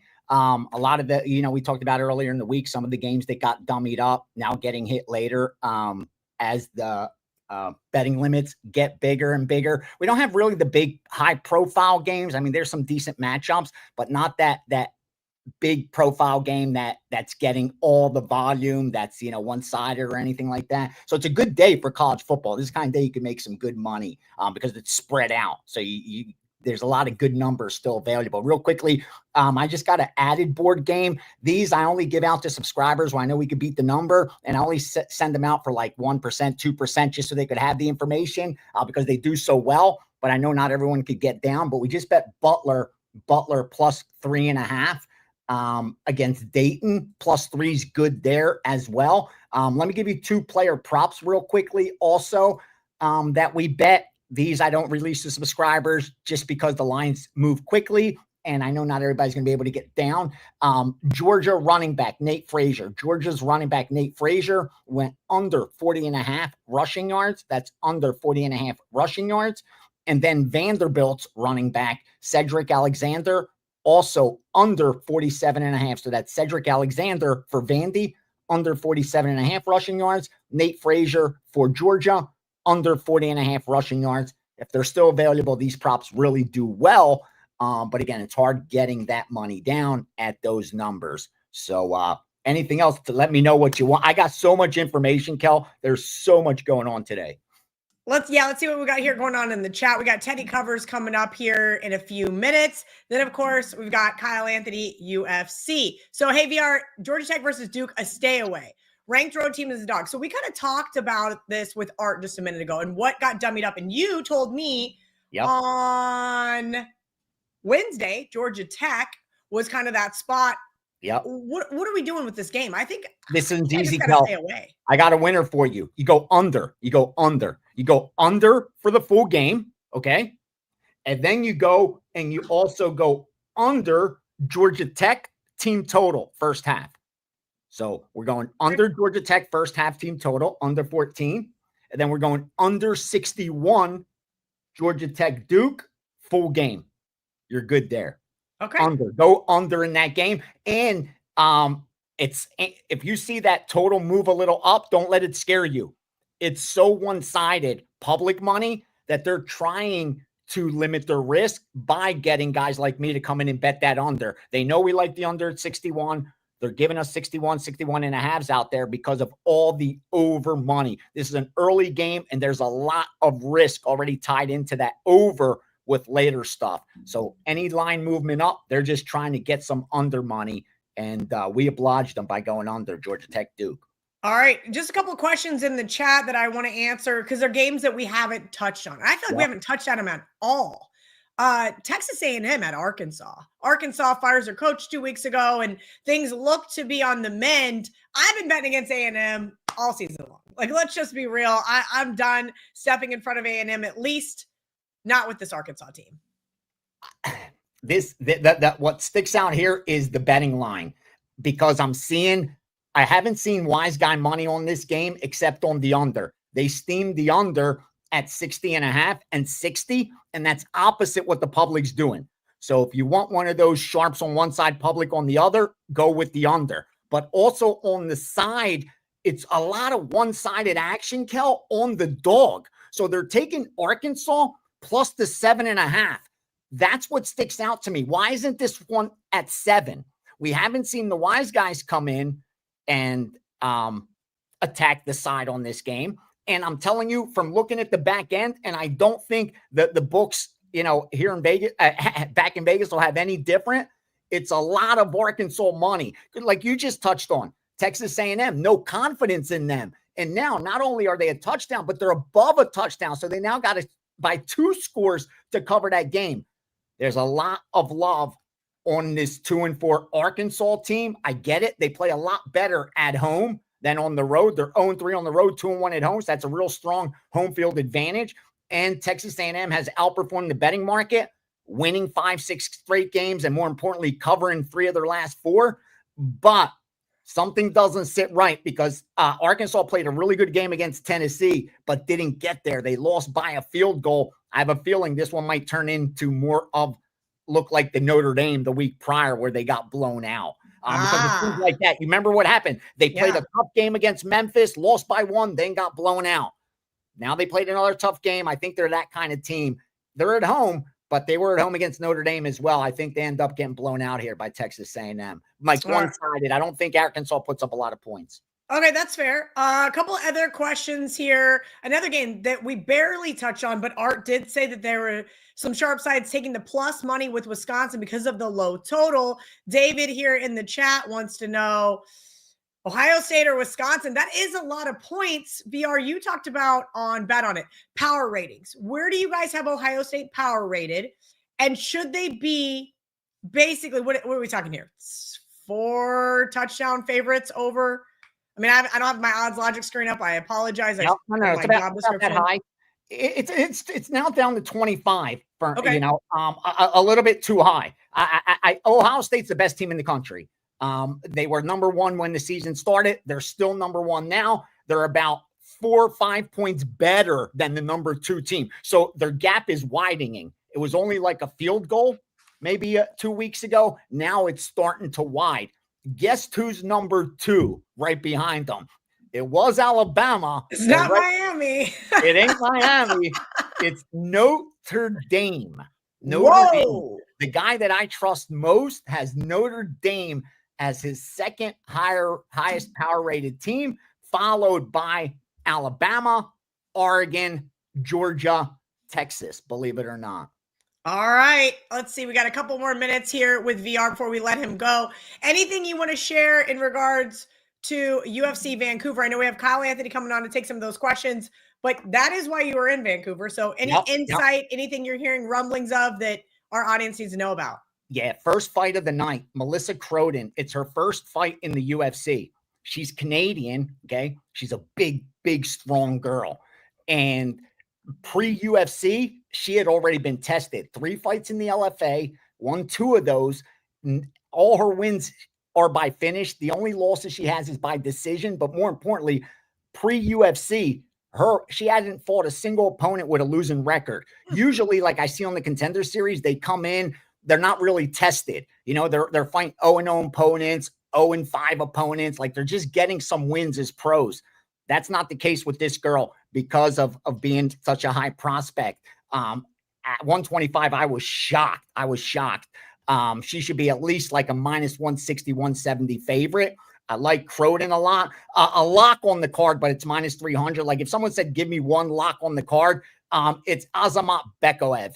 He's not losing this fight. Belguru, he was like a Dutch kickboxer, a good kickboxer. This kid's going to destroy him. Like that's the one that should be like a minus 600 fight, honestly. The fact that it's minus 300 to me, it's a steal at minus 300. Even money for you. Kyle Nelson over for Matt Favola. I'm a fan of Favola. I like Favola. Not a good matchup for him. And he looked really, really drained for the weigh-in. And then even after the weigh-in, seeing him like rehydrating and just didn't look all that great. And I'd already liked Nelson at even money. I think that's a steal. And then co-main event, Mike Malott, the Canadian. Kevin Holland's going to get some love like he always does, but I think it's the wrong side. Being able to get Malott at minus 110, I think is another steal. Should be at least a minus 150. Wins this fight 6 out of 10 times. So let's go with Malott, Nelson, Bekoev, and Croden. All right. You guys got your UFC fix. If you have any more questions about UFC, you have to wait till the end of the show when Kyle pops on. I'm done bothering VR on this beautiful Saturday morning. He's going to be back tomorrow morning with Ariel Epstein before he flies back to Las Vegas. So shout out to VR, the hardest working man here in sports these days. Love to see it. Thank you so much for coming on at Greek_Gambler. Make sure you guys are giving him a follow on the social channels. We're going to bring in Teddy Covers to answer all these other college football questions because there's a ton in the chat.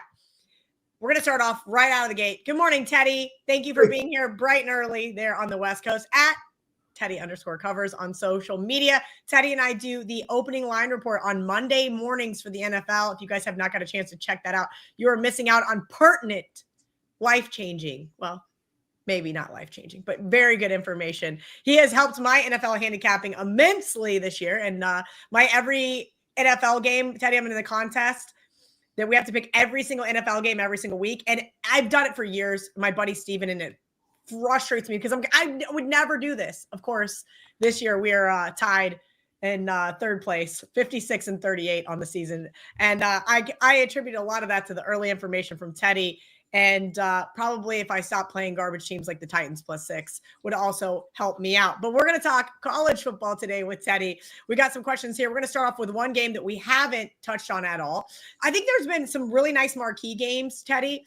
And then there's like that just second tier right below. Like 1A is Ole Miss, 1B is Alabama. And then no one's talking about Mizzou flipping to the favorite here at Auburn. Do you have an opinion here or any information that maybe you think our audience needs to know prior to betting this game? So it's a pick-em game in my mind. It really is. So when you talk about favorites flipping, the point spread inside of a field goal, it's not a game where I had a strong opinion. And I worry about Missouri finding that same energy that they had last week against Alabama, a game where they kind of left it all on the field. That being said, I think Missouri's a better team, so it's not a game that I'm close to betting. Well, I haven't been close all week. It would take a 3 or higher for me to get to seriously consider either side, and that would only be fading this team. All right, fading this team. I kind of don't blame you there. This is just not one of those spots where I loved either side. As you mentioned, it's a pick'em game. All right, Teddy, how much do you do with totals in college football? Not much, but some. Okay. I'm very picky with my totals in college football, and that has led to very good results with my totals in college football, but I don't play a lot of them. I like that. All right. Because a lot of guys are asking Andrew in the question, asking two totals this morning. UCLA, Maryland, 52.5. Cincinnati, Oklahoma State, 57.5. If you have any information or any opinion, maybe why you didn't play either one of these. So, I mean, UCLA totals-wise is a hard team for me to play right now. The Bruins, we've seen the offense come to life the last two games. We really have. And if we see the same level of production they had against Penn State and Michigan State, this game will fly over the total. All right. If we're talking modern UCLA, the Tim Skipper version of the Bruins, there's certainly that potential for points in bunches. That said, I watched enough of UCLA the first 5 weeks of the season that I don't know that this is necessarily something that's going to continue. Let's touch on the side then, Teddy, because this is a Maryland team. I cannot quit. I cannot quit the Terps, even though they break my heart on the money line every single week. The cover's been virtually not in doubt when they've been an underdog. This one opened 3.5, now 2.5. I took the 3.5 early. I took it in a lot of my sale lines in my contest, but I'm kind of wondering if maybe UCLA didn't turn a corner there, right? There becomes pinnacle spots in the season, right? They fire their coach. They get back-to-back underdog wins. Maryland now loses 2 heartbreakers in a row. Maybe I should have quit the Terps prior to this week. Man, and certainly when you're talking about traveling across the country, all right, I need a specific reason why I want the team that's traveling 2,500 miles for their game. If they're not if you look at the basic ATS results, just all teams traveling east and all teams traveling west, it's less than 40% ATS in the Big Ten. It's been the travel spots. If you're just playing the home team, you're doing fine. You're making money. You're making consistent money. So you need a rationale to play that road team. And Maryland's a team, you're right. They've been snatching victory from the defeat from the jaws of victory each of the last 2 ball games. Obviously, when you have a 20-0 lead against Washington, blow that. And then last week, kind of this, it wasn't as big a lead, but a comparable result against Nebraska, which looks even worse after what Nebraska did last night in Minnesota. I don't trust the Terps. So I guess it's, UCLA might be a team to ride here. And if you're playing UCLA, maybe you look at the over. Because I mean, Maryland's an over team, okay? Malik Washington wants to throw the football around. Their defense is not great. Their red zone defense isn't great. And when you have a pass-heavy team who doesn't have a great defense, I have no arguments playing overs in their ball game. So I guess I kind of talked myself into the over, lean to the over, lean to UCLA in that one. All right, so maybe that question was kind of correct. Maybe that is a good spot there. All right, let's see what we got for other questions here in the chat. Teddy. Cal, just real quick, that was the second game you asked me about. And Cincinnati, Oklahoma State. So Oklahoma State is Oklahoma State can't stop anyone. All right, they can't. That's as weak a Power 4 conference defense as you're going to find. So I think if Cincinnati stays focused, they can score on every possession against that defense, for whatever that's worth. But that's if Cincinnati play 5. I thought Cincinnati was going to have a high-scoring game last week against UCF, and that game finished 20-11. So the over and never sniffed an over in that contest. So I was dead wrong. That being said, college football's been pretty good. I'm not mad. I'm mad when I have a loser, but I can handle having a wrong side loser on a day where you have more right sides, or a weekend you have more right sides than wrong sides. All right, let's talk about that. What do you got going on over at WagerTalk in terms of college football for today? 3, only 3 good ones, I think. We've been in action all week, but I mean I usually run on a Saturday, between 3 and 5 plays is standard. Sometimes you get 6 or 7. Sometimes you only find 1 or 2. But we got 3 going. The college football run, 14-6 the last 4 weeks, 70%. So we're making money right now. All sports run 6-1 this week. We're hot right now. We got the weekend warrior packages, which is $49 to get you every single play in football all weekend, including Monday night if we release, and I expect we will. I might have 2 plays on Monday night, in fact. Again, $49 will get you on board right now. Visit my homepage, www.buzz.com/TC, or just visit the website, WagerTalk.com. Teddy, give me a college football game that narrowly missed your card. Maybe you would have put up as a free play, or maybe it's one that you talked about on WagerTalk today or one of the other shows that you were on.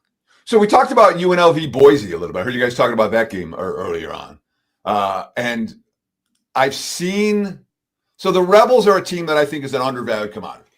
All right. UNLV, their statistical profile is not pretty. And they've won multiple games this year that have been lucky. Everyone talks about the Miami O game, and people are going back to week 1. And I look at UNLV as a pretty good team, a team that lost to Boise in the Mountain West championship game last year. The offense didn't really work in that game.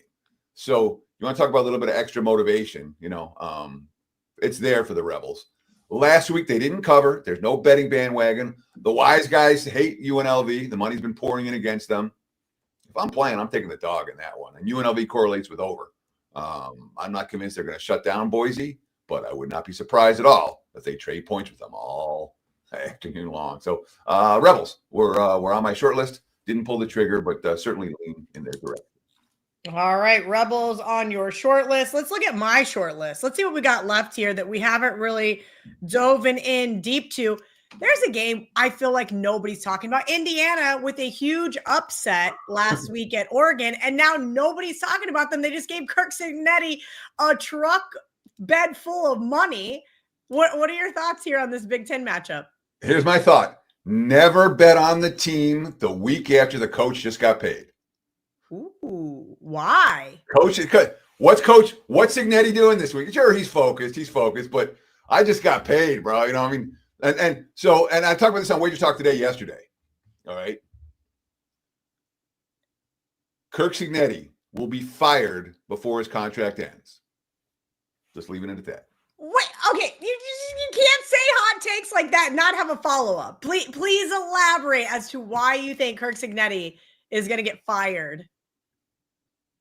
they will pay his buyout before. Okay, Indiana's having an impressive run, all right? Okay.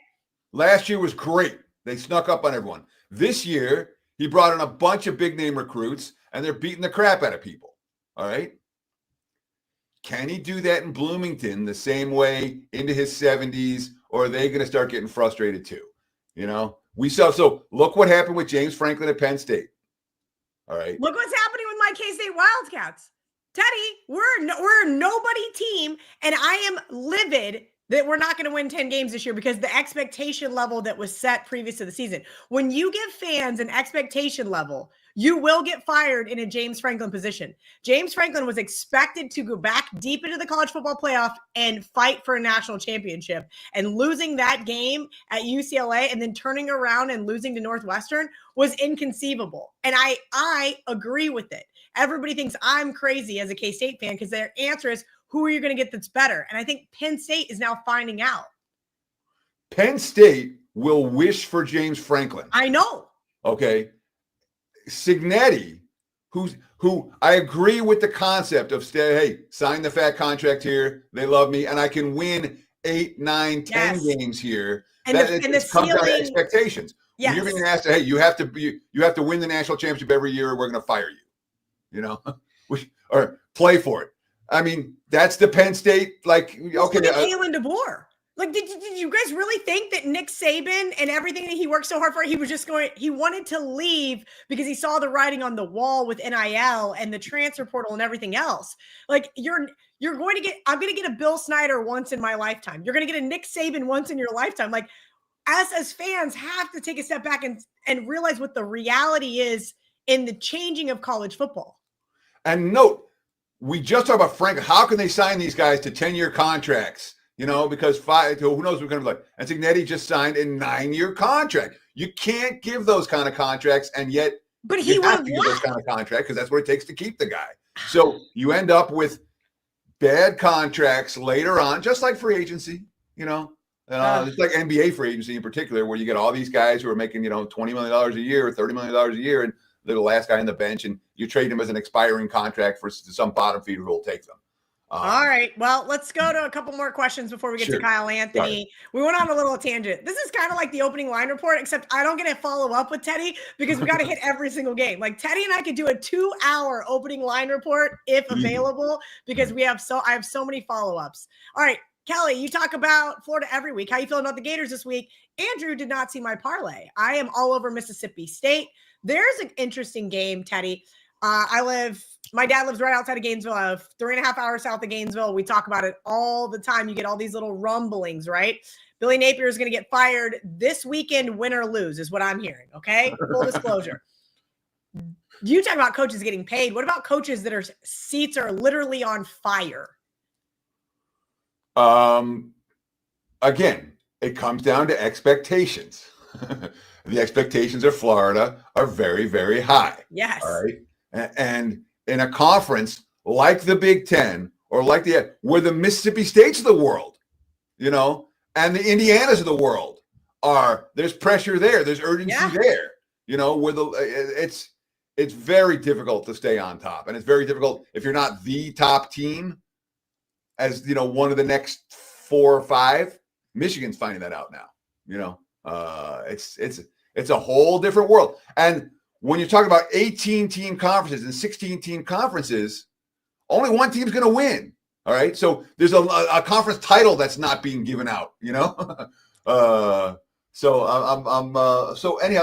certainly I don't want to lay with Florida today. I'd rather take the Gators away from home than at home right now, because if things go south, the crowd is not amused in the swamp. That being said, I bet against Mississippi State in their last game against A&M and cashed that one with room to spare. And I wouldn't be surprised to have another crap game on the road here. They're not at Florida's level. And the Gators A game will destroy Mississippi State. Yeah. If Florida comes to play like they did when the jersey said Texas across the front of it, absolutely. But I took them again versus A&M, and that offense just isn't good. The defense comes to play, but when they are gassed by the fourth quarter, there's only so much you could do. I've been less than impressed with DJ Lagway. I mean, even when he's not throwing 5 interceptions against LSU, like there's just there's just been an expectation that, hey, he's going to take a big step forward, and it did not happen for the Gators. Let's get one more question here from Teddy. Let's go. Okay, here. This is the game everyone wants to talk about because it's kicking off here soon. Oklahoma, South Carolina. I'm all over the dog. Marco gave out the dog because Oklahoma's coming off that Texas loss. They're 0-3 there with Brent Venables after playing Texas. South Carolina has been so frustrating to me. Last week, I took them versus LSU. This week, as I said, there wasn't a lot of dogs that I liked, so I was like, all right, Marco, I'll bite. We're going to go one more time here with the Gamecocks at home. This is a winnable game in a gauntlet of a stretch of their schedule. What makes Oklahoma win? I mean, Oklahoma's really good. John Mateer's not that healthy. I think we saw that last week versus Texas coming off that thumb surgery. I thought they rushed him out there a little bit too early. Look, there was arguments right after week one that maybe Lenora Sellers could be in the Heisman race, and then those quickly dwindled. But I do think they have a good quarterback. I think they have a great special teams, and that special teams and defense always seems to be good for not only a turnover, but possibly a score. I don't disagree with that. I just think Oklahoma's a better team, and I think they're the better team by more than a few points. You know, South Carolina is not a team that I'm particularly high on this year. They certainly haven't done a whole lot to be particularly excited about them. Sellers has been banged up as well this season. He's not at 100% and hasn't been at 100%. Now, if Mateer plays the game he played last week against Texas, and again, Texas's defense is at a different level. True. All right. But if Mateer plays that game, Oklahoma's not winning. They're not covering. I haven't bet Oklahoma. But I would certainly lean in that direction. I think that they should be able to control the trenches on both sides of the football in this game. And if you control the line of scrimmage, you can lay 4 on the road.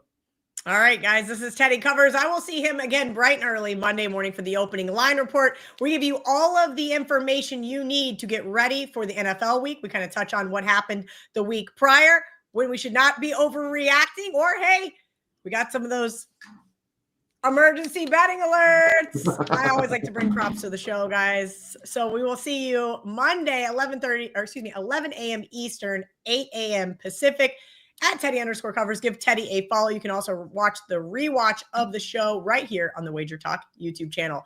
If you guys have a UFC question, drop it in the chat because we're going to bring in Kyle Anthony here in 1 minute.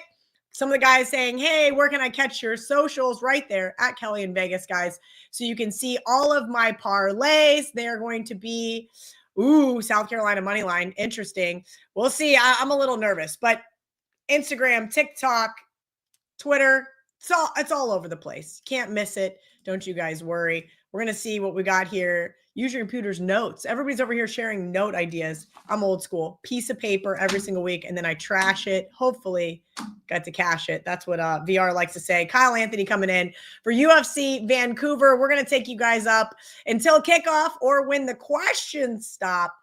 Kyle, we're going to get to your two fights, excuse me. My brain is in college football mode. But first, I kind of wanted to talk about some of the ones that VR mentioned, because I love when you guys agree. That's kind of a fun thing. He threw out some big favorites, and you do a hero parlay every week. Sometimes some big favorites, sometimes sprinkle some money line underdogs. You hit that last week, correct? 18-1. You're welcome. It's because I didn't bet it. Talk to me about the hero parlay, and then I'm going to bring up, I'm sure you didn't hear all of them, and I'm not going to be able to pronounce these people's last names, but I'm curious to hear if maybe the 3 guys or gals, 2 guys and 1 gal that VR gave us are also on your radar. Well, what was the one that he gave? He gave Croden? Kyle Nelson. Well, Kyle Nelson was one. Kyle Nelson was one. I actually don't agree with him on that. I actually do like Fervola there. And there's a lot of reasons, to be honest, but one of the biggest reasons is that I think that Kyle Nelson is extremely, extremely hittable. I do think the wrestling will be there for Fervola. I think the takedowns will be there. I think he's got the power to do it. And I think that Kyle Nelson is really has outperformed his number over the last few fights. He got knocked out recently. So I think this is a great bounce back spot here for Matt Fervola, to be honest. Okay, cool. All right, guys, we got almost 4,500 of you watching. Make sure you guys give us that like. Hit the subscribe button so you never miss another episode here on Saturday mornings. Kyle, I'm going to do it again. One of the fights that you and VR both agree on, Mike Malott versus Kevin Holland. Mike Malott, minus 110 coin flip fight here. I have to get involved. Both of you guys are giving this one out. I got to get involved now. Yeah, so in this one here, like you said, Mike Malott, it's a pick'em price tag here. And you've got Kevin Holland, who is a rangy striker, very good at utilizing his reach, has good boxing, does have some power there. And one of the things that he does well also is if you stick out your neck or leave a limb out, he's very good at opportunistic submission game. He's going to go out there and look for these takedowns, look for the opportunity. Where the hell did I go? I know. This is where I screwed it up because I was trying to do something else and now Kyle's off the screen. I'm just going to let Louis be All right, in we'll charge. keep going. We go. But yeah, Holland has a lot of great things that he does on the feet. The biggest issue for him in this fight is absolutely going to be the fact that Holland has terrible takedown defense. Now, again, he has some submission game, but terrible takedown defense. And not only just that, but he's facing Malott, who is a wrestler, who is a grappler, and there's opportunities there, but he can be taken down. But also the fact that a lot of the situation where Holland just gets stuck on his back. He's a guy that, he's going to throw up very low percentage submissions off of his back. He can be taken down. He can be kept there. And that's really right into Malott's game. And Malott is a guy that's going to take the path of least resistance here. I think the takedowns will be there. I think that if he wants to get the takedown, it's there. Then once he's down, I think he can bank the round. I think that he can keep the round, look for submission ability to look to finish that fight. And I also don't think that there's anything that really Holland can do to really defend that. And obviously one of the biggest, probably the biggest downside on Malott, because there is one, and it is a little bit the vulnerability in cardio. Now, a couple fights ago, we fought Neil Magny in a fight where Malott was winning the first 2 rounds. He gassed out and got knocked out with 10 seconds left. It wasn't the greatest look for him. He's bounced back with a couple wins. But the difference here between Neil Magny and Kevin Holland is the fact that they don't fight the same. Neil Magny weaponizes his cardio. He comes forward. He keeps opponents working. He's trying to really drain on you to get that finish in that later round. That's not Kevin Holland's game. Kevin Holland is very low paced. He lacks the daisical with his offense. He's a guy that's not really going to really be pushing any type of pace at all. And you've also got the fact that Holland is incredibly inconsistent. He's a guy that has said, even in interviews, he doesn't want to fight high-level guys. He doesn't want to fight for a title. He just wants to fight for money and fight these middling fighters and some fighters that maybe are looking to be on the rise, like Malott is, and that's kind of it. And that's not something you want to hear from someone you're backing here. So I think that Malott can dictate the pace, get the takedowns, bank rounds. And I think the submission is absolutely live here. But I think, this line has come in here because people do. I think VR said it, people just love Kevin Holland. He's a character, but I think this is a great spot for Malott in Canada, in home soil. So I think he gets the job done here. As somebody who knows very minimal about the UFC, when I recognize one name and see that they're at a pick'em coin flip, that's a problem. Of course, I do recognize Kevin Holland. I love everybody loves when I pronounce the fighters' names and just completely butcher everything. Hockey would also be hard, just like your last name, Andrew. I'm not even going to try. All right, there is one that I can. Renier de Ridder versus Brendan Allen. Talk to me about this fight, Kyle, and then also before you get into it, let everybody know what you've got up for UFC Vancouver over at WagerTalk.com.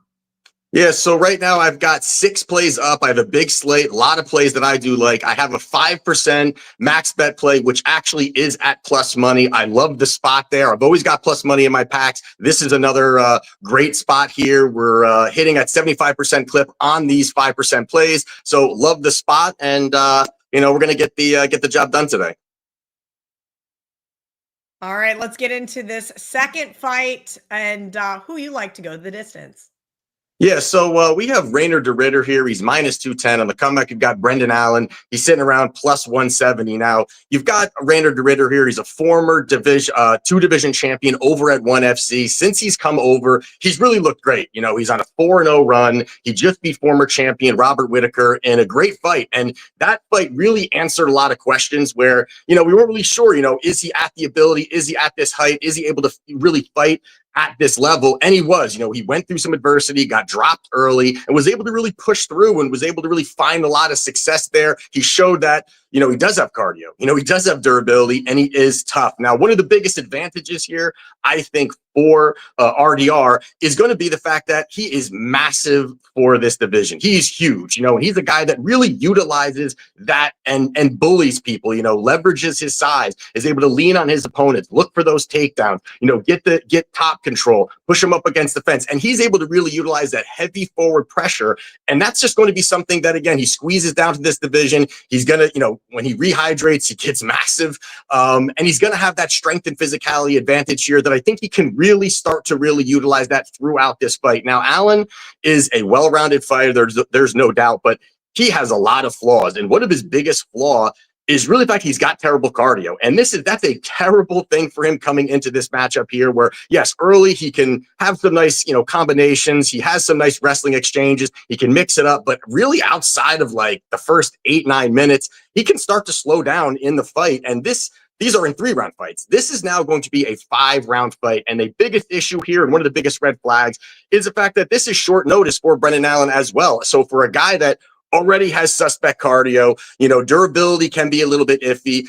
This is a tough spot for him to really come in. And I talked about it a little bit last week. We did hit on our 4% on Charles Oliveira. A big reason why I liked him at Pick'em was the fact that Gamrot's coming in on short notice of like 2 weeks, 5-round fight, and they were shipping him to Brazil. A lot of moving parts there for a guy that he won't be in optimal peak physical condition. Now, Rayner on the other side here, that I just think everything that he does can really nullify what Allen does well. And you're talking about takedowns, you're talking about wrestling. I don't think that really materializes here for RDR. I think he's able to kind of, dictate the pace. He's the one that's going to be able to defensive wrestle and then offensive wrestle and get his takedowns here. He's very unorthodox. He's very awkward in his movements, very tough to prepare for. And I think he's able to muscle takedowns, get top control. And I think he finds a finish here. I think that, again, the fact that this is on short notice, I think highly favors RDR. And that's where I think that he's going to drain him. He's going to be able to melt him as this fight goes on. So you have RDR, he's around the minus 210 mark. You can get him inside the distance around plus 110. I think that is really a fantastic number. I think it's a great number. And I think he gets the job done inside those 5 rounds. All right, we got to take a couple questions from the chat before we get out of here. This one's interesting. Malat, knockout in the second. Okay, so you like Malat. VR likes Malat. Is there any of these, I would call the exotics, if you will, knockout, to win by decision, things like that? Are there anything else that you like in this fight, particularly how Malat may win it? Yeah, I mean, I think inside the distance is extremely live here. And I think especially the fact that the home crowd, Malat's a guy that really likes to fight in front of his home crowd. He's always fighting there. I think that does push these guys, whether in Brazil, it's going to push the home crowd. They're going to be backing you. They love Mike Malat here. So I lean more towards inside the distance, because I think that if you're going to go a path, get a little bit more, but take both methods here, because if the fight goes to the ground, Malat absolutely has a chance to submit Holland. He has such a grappling disadvantage that it could be there. And I don't really, unless it's a ground and pound, but I don't really see him wanting to stand and strike with Holland because of the 8-inch reach advantage. He's much larger. He's going to utilize that. So I think the takedowns is where it's at. Yes, it could be the knockout, but I think inside the distance, taking both methods is probably the little bit of the safer route there. All right, we got about 10 minutes until kickoff. I don't see any more questions in the chat, but Kyle, anything else you'd like to leave our audience with? I could quickly give out Charles Jourdain versus Davy Grant here. Now, you've got Charles Jourdain. He's minus 170. Davy Grant's about plus 130. And, this one here, I think, is actually a great fight for another hometown guy in Jourdain here. And, you got Jourdain, who is high risk, high reward kind of guy. He's going to do a lot of spinning shit. He's going to jump around. His nickname is Air Jourdain. He really kind of sticks with the flashy stuff that he does do. But you've got Grant, 39 years old, 10 years older than Jourdain. And yes, he's got some victories, but they're against very low-level opposition. And where I'm going with this is I like Jourdain double chance, which is going to be submission or by points, which is sitting around plus 105. And I think that's a great spot here, because the last time that Charles Jourdain had a knockout was back in 2021. The last 5 wins for Jourdain were submission or by decision. And also, you've got to add in that out of Grant's 7 losses, he's never been knocked out. So it really pins you to two really methods that, Jourdain, not really the finisher of the knockout side. I think that the submission can definitely materialize, but I think he pitter-patter shots, works on the outside, and just dominates over 3 rounds. So plus 105, I think, is a nice spot. All right. And when will the hero parlay be out for today? I will be probably in the next 20, 30 minutes. Check it again. Like you said, Kelly, we hit on 18-1. There's a nice spot there. Now, wait, here's the question, though. The big question is, are you betting it? Oh, yeah, right. Exactly. Listen, every once in a while I'll catch it. I really should pay more attention to what some of these guys are on, especially if it's a fun card. And I know I'm going to be out watching college football and the UFC card's going to be on. Right. No, just for the audience, I will not bet it today, but you guys can get it out on social media at Kyle Anthony UFC. Good luck to you, Kyle. Good luck. I already did bet a lot. So just everybody. All right. All aboard. You can blame me in the comment section. Thank you, Kyle, for coming on. Will we see you next Saturday? Is there, I don't have the UFC schedule in front of me. Yeah, big card next week. 2 title fights. Tom Aspinall defending the heavyweight title versus Cyril Gahn. It's actually going to be starting at noon. So when we come on here, it's just going to be kicking off. It'll be a good time to kind of discuss everything. Wonderful. Love that for us. Thank you to Kyle. Thank you to Teddy. Thank you to VR. And of course, thank you to Art. And a big thank you to all of you guys hanging out here with us on Saturday morning on the WagerTalk YouTube channel. Almost 5,000 of you across YouTube, social media, et cetera, et cetera. Again, if you guys are looking to be an insider, wt.buzz/insider is going to get you early access to shows like Bet On It, get you some inside information, of course, from the Steam Room. Yes, VR will be back with the Steam Room Sunday, right after Last Call. And if you are an insider, you get to join for free. Usually that's only open to premium subscribers. So make sure you guys check that out tomorrow. Last Call, 11:30 a.m. Eastern, 8 a.m. Pacific. Ariel Epstein hosting. We got Carmine Bianco, Steve Merrill. We've got John Murray from the Westgate Superbook, and of course, VR. Good luck today, guys. Thank you again, and we'll see you next week.